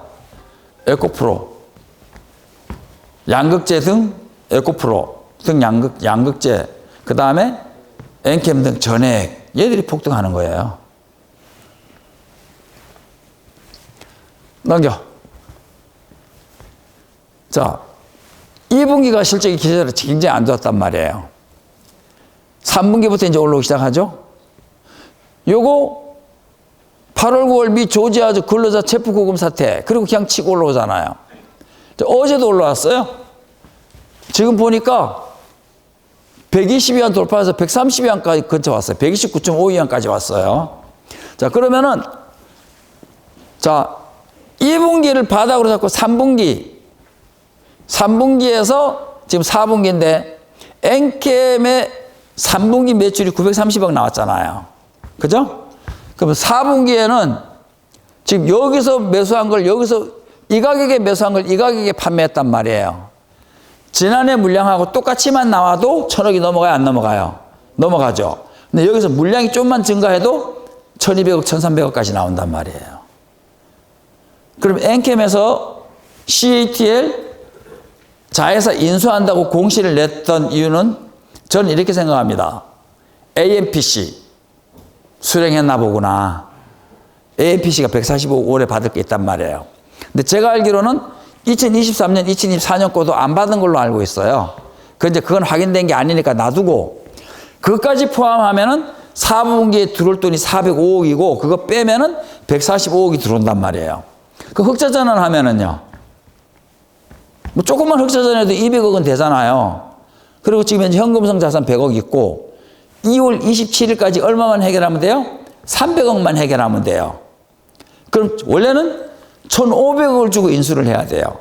1,500억을 주고 인수를 해야 되는데 600억 중에서 300억만 일단 내라. 그럼 인수한 걸로 해주겠다. 그 대신에 이제 597억은 CATL에서 내가 갚아줄게. 일단은 나중에 네가 나한테 다시 갚아라. 이거예요. 그러니까 CATL에서는 뭐라고 했는 거예요? 골칫덩어리 적자 자회사를 엔캠에다 넘겨주고, 그 대신 우리가 수주 줄게. 네가 만들어서 납품해. 그 대신에 당장 저 회사가 597억 갚을 게 있는데 그건 내가 갚아줄게. 그 대신에 나중에 네가 나한테 돈 벌어서 갚아라. 우리한테 납품한 번 돈 벌 거 아니냐. 그러면 이제 무슨 문제가 있어요? 그럼 그 적자 회사 인수하면은 계속 적자 볼 거 아니냐? 그건 다른 개념이죠. 그거는 지금 캐즘 현상으로 인해 가지고 내려온 개념이고, 그리고 원래는 그 공장이, 그러니까 엔캠이 CATL에서 인수하는 그 공장이 F전해질 만드는 회사예요. 그러니까 3원 개 배터리에 들어가는 전해액을 만드는 회사였단 말이에요. 근데 중국에서는 3원 개 배터리 별로 안 썼잖아요. 그러니까 당연히 적자에 허덕였죠. 그러니까 CATL에서는 적자 사에서 골치 아픈 거 엔캠 넘겨주고, 지금 1.5조 수주라 그랬죠. 그죠? 그때가 현재 가격으로 그랬단 말이에요. 그때 가격이 얼마예요? 90위안이었단 말이에요, 이거. 90위안, 요 무렵. 여기가 지금 요 정도죠? 요 무렵에서 현재 가격으로 1.5자라 그랬으니까 지금 $120 넘어간 이 가격으로 하면은 얼마 되는 거예요? 2조예요, 2조. 그 수주 받아가지고 버는 돈 초기에는 쟤네들이 갚아준 돈 갚아주고, 그리고 300억을 2월 27일까지 내고 나머지 180억, 120억은 1년 후, 2년 후잖아요. 얼마든지 돈 벌어서 갚을 수 있죠, 그거는. 문제 없어요.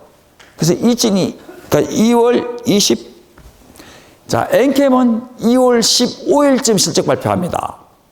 2월 15일쯤 실적 발표하고 2월 27일 날 300억 납입하면 돼요. 요거 두 개만 연결되면은 이미 주가는 더블 이상으로 올라와 있죠, 당연히. 자, 그러면 양극재도 마찬가지입니다. 양극재도 지금 이 가격에 매수해가지고 이 가격에 판매했고, 이 가격에 매수해서 이 가격에 판매를 하고 있어요. 그러면 지금 4분기, 1분기, 내년, 이제 올해 이제 1분기죠. 지난해 4분기 실적은 굉장히 많이 좋아질 겁니다. 올해도 좋아질 것이고, 만약에 이게 제 예측대로 상반기 안에 200위안을 넘어갔다. 200위안을 넘어갔다. 그러면은 58.7위안이 지금 200위안까지 가는 거잖아요. 그럼 바닥 대비 몇 퍼센트 뛰는 거예요? 300% 올라가 있는 거예요. 그 주가가 안 올라간다? 그 말이 안 되는 거죠. 그럼 언제 가느냐? 일단 반도체가 조정을 받아야 돼요. 반도체 조정받는 틈을 이용해가지고 한번 끌어당기겠죠. 조만간에 올라옵니다. 제가 왜 엔캠의 날짜를 얘기해 주냐면은 2월 15일경, 2월 중순경이 소재주들 실적 발표할 때예요. 근데 4분기니까 실적이 잘 나올 수밖에 없잖아요. 지금 여기 봐도. 잘 나올 수밖에 없는 구조예요. 자, 여기에서 매수해가지고 여기서 판매했더니 똑같은 양을 판매했는데 가격이 뚝 떨어졌단 말이에요. 가격이 떨어졌으니까 매출이 줄었죠. 자, 근데 여기서 매수해가지고 여기서 판매를 했더니 어떻게 돼요? 판매량이 똑같은데도 불구하고 매출이 증가했죠. 이해됐죠? 자, 그러면은 여기서 매수한 거를 여기서 판매했단 말이에요. 그러니까 똑같은 양을 판매를 했어도 매출이 올라오죠. 근데 만약에 여기서 매출 양이 증가하면은, 판매량이 증가하면은 판매 금액은 확 뛰죠. 그러니까 주가가 급등할 수밖에 없는 거죠. 그러니까 소재주의 특징이 뭐냐면은 안 좋을 때는 이렇게 급락하지만 좋을 때는 급등한다라는 거예요. 그래서 홀딩하고 버티기만 하면은 급등은 충분히 나온다. 넘겨요. 자, 알보말, SQF, 이게 다 뭡니까? 미국에 있는 리튬 회사들이에요. 얘들은 그냥 가잖아요. 투기자분들이 매집을 하고 있으니까, 즉, 헤지펀드들이 매집을 하니까. 근데 한국에서는 이제 에코프로, 엔캠 이런 종목들이 못 가는 이유가 뭐 때문이에요? 반도체 등 대형주 위주로 가다 보니까 자금이 이쪽으로 이동하니까 투매에 의해서 지금 눌리킴을 받는 거고, 얘네들은 뭐 원래 우량주들이니까 헤지펀드들이 그냥 매수가 들어가니까 그냥 올라가는 거예요. 얘들처럼 가야 돼요, 원래는. 얘들처럼 가야 되는데 한국에서는 어떻게 해요? 눌렀다가 빵! 이렇게 가는 거예요. 넘겨. 2026-2030년 배터리 슈퍼사이클 1월 10일자 자료입니다. 배터리에서는 LG화학. 지금 앞에서 제가 얘기할 때 반도체에서는 SK스퀘어라 그랬죠. 왜? 공매도가 제일 적으니까. 배터리 소재주 통틀어서 공매도가 제일 적은 LG화학입니다. 그 LG화학이 주도주예요. 그 다음에 이제 에코프로, 뭐 에코프로는 포스코피션, LNF, 엔캠, 이런 정도를 보시면 되고, 제가 여기다 적어놨죠. 후성은 P전해질, 첨보는 F전해질. 첨보 같은 경우에는 P전해질도 생산하긴 해요. 근데 양은 안 많아요. 그래서 첨보는 F전해질, 후성은 P전해질인데, 지금 엔캠 같은 경우에는 CATL 자회사에서 갖고 온 기술이 이거예요.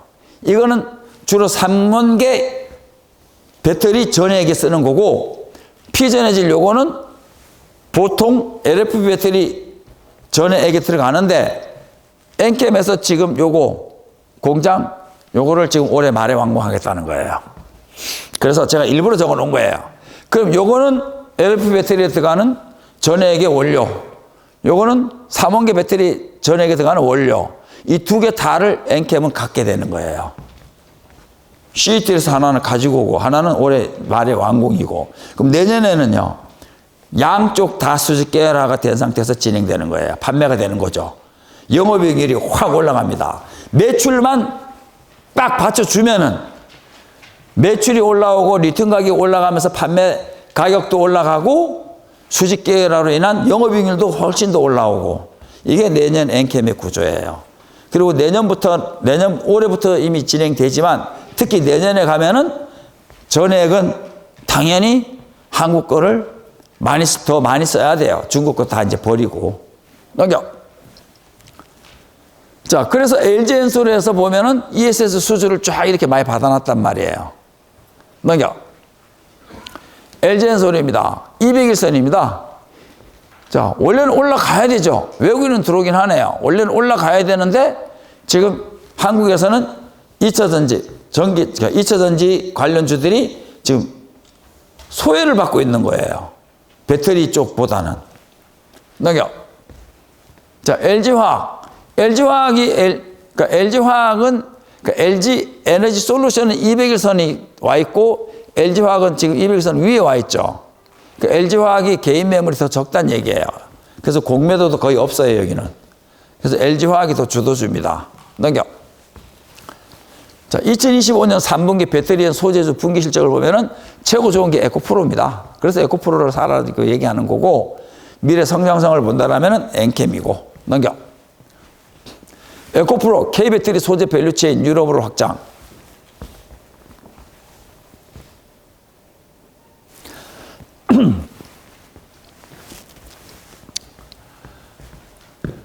자, 국내, 해외. 자, 에코프로도 보면은 중국, 국내 있고 헝가리, 독일, 캐나다, 인도네시아. 자, 에코프로 같은 경우에도 지금 투자가 잘 되어 있어요.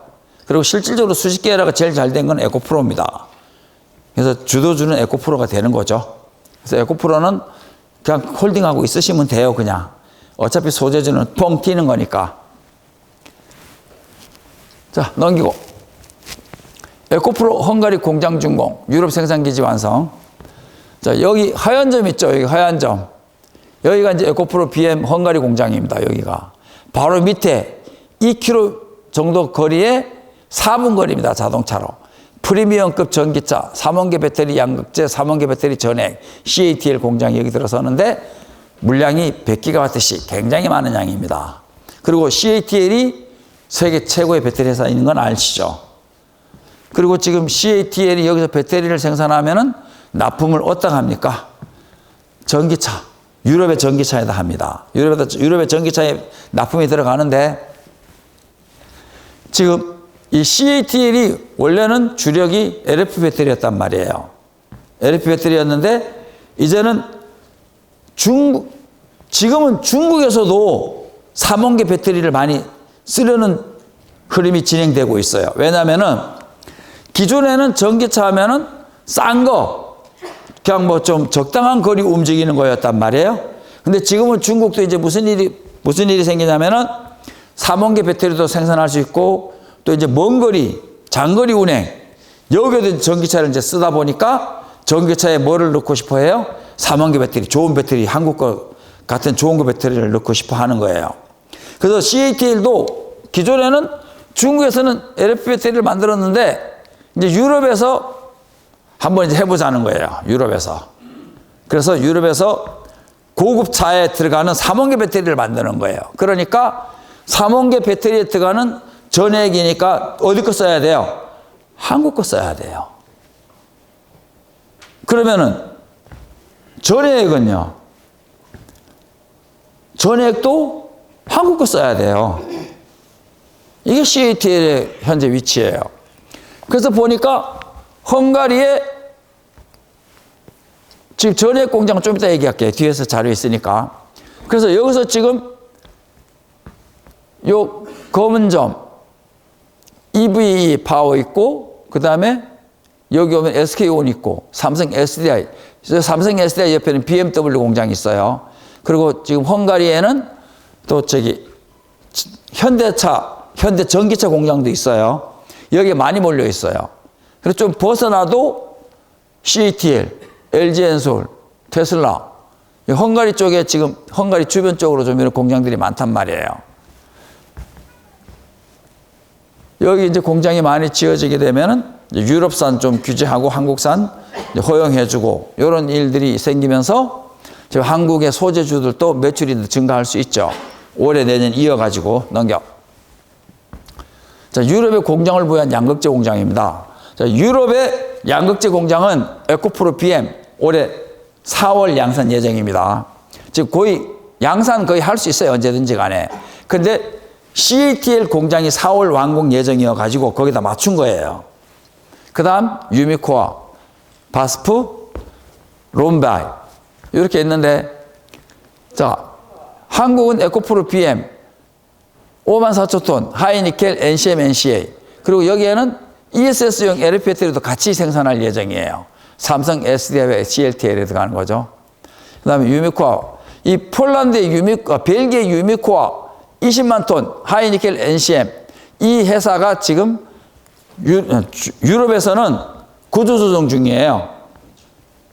매출이 뭐 하여튼 매출이 좀 그렇게 많이 증가를 못하고 있는 상태예요. 20만 톤 있고 독일이 3만 톤. 요거는 독일면 요거는 뭐 이쪽 유럽 수요 대응이니까 큰 문제는 없는 것이고 중국의 롬바이가 폴란드 2만 톤. 이거 양이 안 많죠. 하이니켈 NCM 요거 들어가는 거고. 그래서 지금 현재 CATL의 공장이 4월 달에 양산이 된다라면은 바로 에코프로베 같은 데브레첸에 바로 있는 에코프로베 거 쓰는 걸로 이제 예정이 되어 있는데 이건 수주가 나올 수밖에 없어요. 이건 에코프로베 거 쓸 수 없어요. 이거는 에코프로베 거 쓴다고 봐야 돼요. 전액은 뒤에서 얘기해 드릴게요. 넘겨. 자, 에코프로 그룹과 인도네시아 재련소 구지분 구조죠. 자, 그린에코 니켈의 38%, QMB의 9%, 메이밍의 9%, ESG의 10%, 에코프로가 9%, 에코프로 머티리얼즈가 28%, 에코프로 9%, 에코프로 9%, 에코프로 BM 10% 이렇게 지금 에코프로 그룹들은 인도네시아 세계 최대 니켈 생산하는 인도네시아 여기에다가 이 광산 투자를 한 게 아니라 광산을 투자해 가지고 상용화한 회사에다가 투자를 한 거예요. 그래서 이 회사들한테 투자해 가지고 야 일단 우리가 이렇게 지분을 갖고 있으니까 생산한 양의 일정 수준을 우리한테 물량을 대주라. 이 물량을 받아 가지고 이 니켈이잖아요. NCM 니켈 코발트 망간 이 니켈이 지금 보통 지금 현재 95% 이상 들어간단 말이에요. 니켈이 중요하죠. 굉장히 많은 양이 필요해요. 리튬하고 마찬가지로. 이 중요한 니켈을 에코프로는 지금 어디서 조달받는 거예요? 인도네시아. 여기서 조달받아 가지고 이걸 가지고 어디로 이동하는 거예요? 헝가리로. 헝가리로 이동해 가지고 헝가리에서 에코프로 BM 양극재를 만들어 가지고 거기서 바로 CATL에 판매하는 거죠. 구조예요. 그래서 다른 회사 양극재보다 가격이 얼마까지 절감이 돼요? 20%. 굉장한 양이죠. 20% 절감되면은. 100원을 받고 판매하던 제품이 있어요. 100원을 받고 판매하던 제품인데 이 회사가 한 뭐 20% 정도 수익을 남겼는데 지금은 원가가 20%가 절감이 되니까 40% 영업이익이 나온다는 얘기예요. 물론 이제 그 정도까지는 아니지만 수치가 이제 그렇게 된다는 얘기죠. 자, 근데 에코프로가 재밌는 게 뭐냐면은 이렇게 니켈 양을 확보하는 걸로만 만족한 게 아니라 여기서 그룹 전체 올해 상반기 투자액이 565억, 5년간 연평균 1,800억 원의 규모 투자이익 배당금으로요. 그러니까 지금 에코프로 BM 같은 경우에는 이 4개, 하나, 둘, 3개, 3개 회사죠. 에코프로 BM, 에코프로 머티리얼즈에서 투자한 이 곳에서 연간 약 1,800억 원 정도의 돈이 들어온다는 얘기예요. 배당금 받는 거예요. 배당금 투자해서 성공해가지고 배당금도 많이 받고 니켈도 확보하고 그래서 원가도 20% 전략하고 이 구조예요, 이게 지금. 그래서 여기 이제 인도네시아 현지 니켈 대련소잖아요. 이게 이제 에코프로가 실적이 빨리 좋아진 이유가 이것 때문이에요. 이것 때문에 빨리 좋아진 거예요. 그래서 1차적으로 이제 성공했고 7천억 투자. 그러니까 7천억을 투자했는데 5년간 한 1,800억을 받는다니까 5일은 57이 35, 8,500억이잖아요. 5년 동안에 투자한 금액을 빼고도 남는다는 얘기죠. 그래서 8천억 원을 지금 2차 투자 진행 중이에요. 그래서 2차 투자도 잘 진행되면은 에코프로 같은 경우에는 제2의 삼성전자가 될 가능성이 있죠. 근데 그거는 아직 시간이 많이 남아 있으니까. 어쨌든 지금 현재 상태에서는 실적 성장 속도가 제일 빠른 건 에코프로. 내년에 실적 속도가 가장 빠를 거는 엔캠. 이렇게 보시면 되겠죠. 넘겨. 자, 에코프로 그룹 수직 계열화 완성. 에코프로 HN, 에코프로 BM, 에코프로 머티리얼즈, 에코프로 이노베이션, 에코프로 CNG, 에코프로 AP 이렇게 있죠. 그래서 지금 현재 헝가리 데브레첸 진출할 때 같이 진출한 게 에코프로 BM하고 에코프로 이노베이션, 에코프로 AP 같이 요 3개에서 같이 진출한 거예요. 요거 요렇게. 에코프로 이노베이션은 리튬 가공입니다. 수산화 리튬. 그러니까 에코프로 BM, 에코프로 이노베이션, 에코프로 AP가 같이 진출해가지고 헝가리에 공장 같이 지어놨어요. 그럼 이제 양극재, 리튬, AP 중요한 거 딱 갖고 가잖아요. 전고체는 뭐 그냥 수송해서 가면 되는 거고. 그래서 에코프로 같은 경우에는 지금 에코프로 BM의 매출이 증가하면은 에코프로 머티리얼즈, 에코프로 이노베이션, 에코프로 CNG, 요건 이제 리짜리 그런 거 놔두고 에코프로 AP 요거 하나, 둘, 셋, 4개 회사. 이 4개 회사가 동시에 매출이 같이 증가하는 구조라는 건 이해되시죠? 그죠? 그럼 이 4개 회사가 같이 매출이 증가하니까 에코프로 매출도 빵 뛰는 거고. 그러니까 에코프로는 성장 속도가 굉장히 빠릅니다. 지금 에코프로가 좀 밀리잖아요. 에코프로가 좀 밀린다고 해서 야, 이거 뭐 좀 속이 쓰리겠죠, 당연히. 다른 데 갈 생각하지 마세요. 잘 갖고 있으세요. 자회사, 손자회사, SSNM, 이 손자회사를 보통 이제 이게 시다이 사캉인, 시다이 사캉. 이렇게 읽으면 되는데 보통은 시대 사강이라고 읽어요. 그냥 한문으로. 자, 시다이 사캉 뉴 머티리얼즈. 요 회사가 CATL의 손자회사입니다. 이 회사를 엔캠에서 지금 인수 추진하고 있는 거예요. 자, 이 회사의 재무 상태를 보면은 SSNM의 2024년 말 재무 상태 2,900억 자산, 부채 1,800억, 자본이 1,185억이니까 약 600억 정도에 인수하면 돼요. 약 600억 정도 인수하면 되는데 대략 이제 한 600억 정도로 지금 얘기가 나왔어요. 여기 있죠, 600억. 1,800억 됐고, 여기 있네. 엔캠의 주식 대금 600억. 그리고 채무 보증 950억 해서 총 1,500억. 자, 이거를 이 1,500억 원을 투자해 가지고 CATL의 자회사를 인수를 하면은 이 1.5조짜리 수주를 주겠다는 거예요. 가져오는 거예요. 가지고 오는데 지금은 이 1.5조가 이제 2조 정도로 평가되고 있죠. 자, 이렇게 되는데 그럼 여기 1,500억이 어떻게 들어가냐면은 600억. 이 600억 중에서 300억은 2월 28일까지 입금해라. 그리고 180억은 1년 이내, 120억은 2년 이내. 600억을 받고 넘겨야 될 회사를 300억부터 받고 300억은 천천히 받아도 된다는 얘기예요. 줘도 된다는 얘기예요. 자, 거기에 있고 또 하나는 이렇게 955억 채무보증. 955억이 뭐냐면은 요거예요. 중국 농업은행에 597억, 중국은행에 358억. 요거 합쳐서 955억. 은행에 빚을 갚아야 되는데 중국은행은 만기가 아직 안 돌아왔고 중국 농업은행이 지금 만기가 돌아와가지고 이걸 갚아야 돼요. 이 597억을 갚아야 되는데 엔캠 돈 있어요, 없어요? 없어요. 그러니까 CATL이 뭐라 그랬냐면은 이 590억 내가 갚을게. 내가 갚을 테니까 나중에 돈 벌어서 네가 나한테 다시 갚아. 이해됐어요? 수주 주니까. 그래도 수주 준 걸로 돈 벌어서 갚으라는 얘기잖아요. 만약의 경우 CATL에서 가능성이 없다라면 597억 그냥 날리는 거예요. 그죠? 말이 안 되죠, 이거는. 그러니까 일단 네가 공장을 가동할 수 있게끔 내가 해줄 테니까 공장 돌려가지고 돈 벌어서 그 번 돈 가지고 나한테 갚아라. 이건 구조예요, 이 구조. 그래서 597억을 CATL에서 갚아주겠다. 그럼 나머지 358억 이건 어떻게 하면 돼요? 358억 지금 갚을 돈 없잖아요. 어떻게 할 거면 돼요? 연기하면 되잖아요. 어디에서? 한국에서. 한국은행에서 지급보증해주면 돼요, 이거는. 그럼 요거는 이제 연기 지급보증으로 넘어가고 597억은 일단 CATL에서 갚아주고 중국농업은행 이거 597억 갚아주고 그럼 엔캠은 300억 투자해가지고 인수한 거 1.5조 이거 인수한 거에서 판매 항소 돈 가지고 갚아주면 되는 구조예요. CATL에서 그렇게 만들어 준 거예요. 이해됐어요? 근데 이거는 된다고 봐야죠. 안 된다는 게 오히려 이상한 거잖아요. 그리고 CATL에서도 뭐 할 일 없다고 597억씩 돈을 투자해가지고 엔캠에다 빚을 갚아주고 엔캠에 빚을 갚아주고 그러겠어요.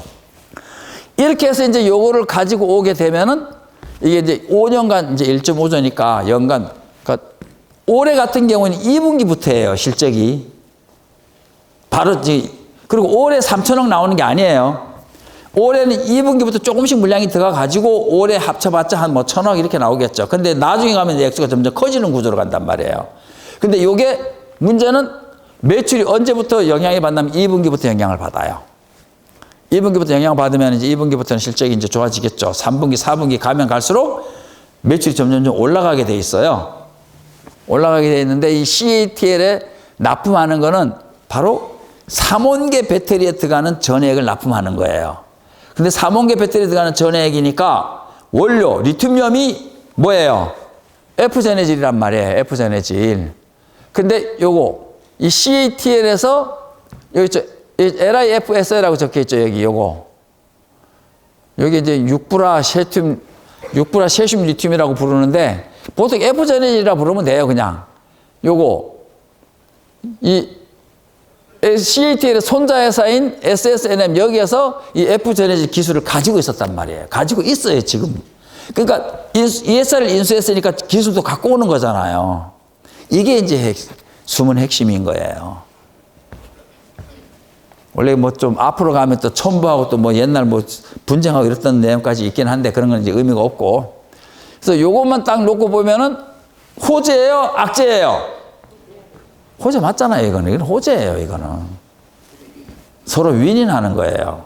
CATL은 골치 아픈 손자회사 떠넘기고 그 대신에 엔캠으로부터 공장을 충분히 잘 가동할 수 있도록 다 만들어주고 수주도 주고 이런 구조잖아요.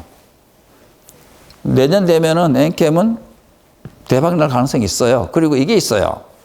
그 현재 3원계 배터리에 들어가는 전해액량은 한 8% 정도? 근데 LF 배터리, ESS용 LF 배터리에 들어가는 전해액은 한 15% 정도 들어가요. 비중이 확 늘어나요. 어쨌든 한번 지켜보시자고요. 어쨌든 요거부터 확인하면 돼요. 일단은 2월 15일 날 경, 2월 15일 경 엔캠 4분기 실적 확인. 이게 제일 중요하죠. 여기 흑자 전환한다고 보면 되고. 그리고 이제 요거 딱 납품이 들어가면은, 요거 이제 300억이 이게 이제 지급이 되면은 이제 이 손자에서 이거는 이제 가지고, 이 수주를 가지고 오는 거예요, 이 수주.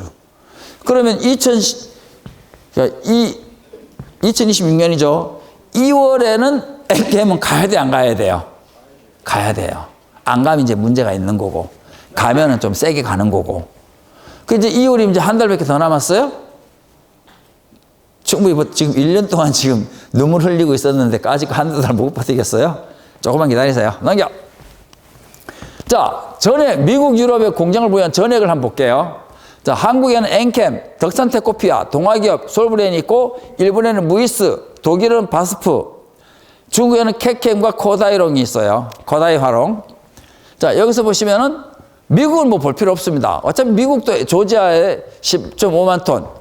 지금 어차피 미국 이제 엔캠 같은 경우에는 미국에 여유가 많아요. 이거 엔캠의 이 조지아 공장이 가동률이 한 자릿수예요. 한 자릿수.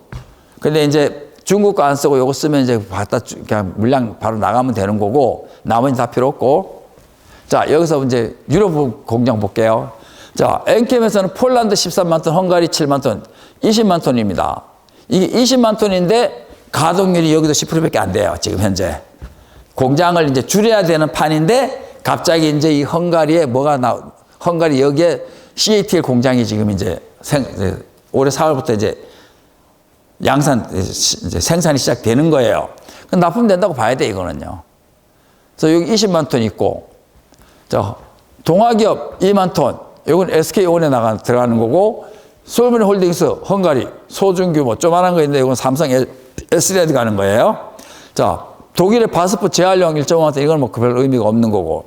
자, 문제는 요겁니다. 폴란드의 캐캠과 코다이 하롱이 4만 톤, 7만 톤 가지고 있어요. 근데 이건 이미 기존에 있던 공장들이에요. 기존에 있던 공장이고, 기존에 여기 납품 들어가는 데가 있어요, 여기는. 납품 들어가는 데 다 여러 가지 데 있잖아요. LG엔솔, 삼성 SDI, 폭스바겐, 얼티엄셀 들어가고 있고. 자, 그럼 이제 CATL이 헝가리에 공장을 짓고 있는데, 헝가리에는 요 한국 거는 다 필요 없어요. 여기 엔캠 거밖에 못 써요, 여기서는. 그리고 이건 있어요. CATL에서는 보통 이제 이 전액 같은 경우에는 한 공장 거 갖다 쓰는 게 아니라 보통 두 개의 공장 거 갖다 쓰긴 해요, 보통. 그럼 이제 여기 중국, 여기도 뭐 물량이 좀 여유가 있다라면은 좀 갖다 쓰긴 하겠지만, 전액은 가능한 한 바로 옆에 있는 공장, 바로 옆에 있는 물량을 다 갖다 쓰는 게 최고 좋아요. 이 이동, 유통 이런 거 하려면은 지금 전액 같은 경우는 이제 독극물이잖아요. 독극물이라서 이 용기가 좀 특수 용기를 가지고 이동을 해야 돼요. 뭐가 많이 들어간다는 얘기예요? 물류비. 물류비가 많이 든다는 얘기예요. 그래서 가능한 한 전액은 바로 옆에 있는 공장 거 쓰는 게 맞아요. 그래서 제가 볼 때는 헝가리 공장에 여유 있는 물량은 요거예요. 엔캠 거 이거밖에 없어요. 요거 사용할 가능성이 높죠. 딱 봐도. 그리고 여기서 뭐 물량이 좀 있다 한들. 그리고 유럽도 물량이 좀 늘어나는 정이니까 뭐 크게 문제될 건 없어요. 그래서 이런 것만 잘 맞아 떨어진다라면은 네, 엔캠은 뭐 잘 갈 수밖에 없는 구조가 있는 게 구조로 되어 있는 게 맞죠. 넘겨. 자, 2024년 1분기 국내 전액 3사 유럽 매출 현황입니다. 엔캠, 폴란드, 헝가리 매출 있죠.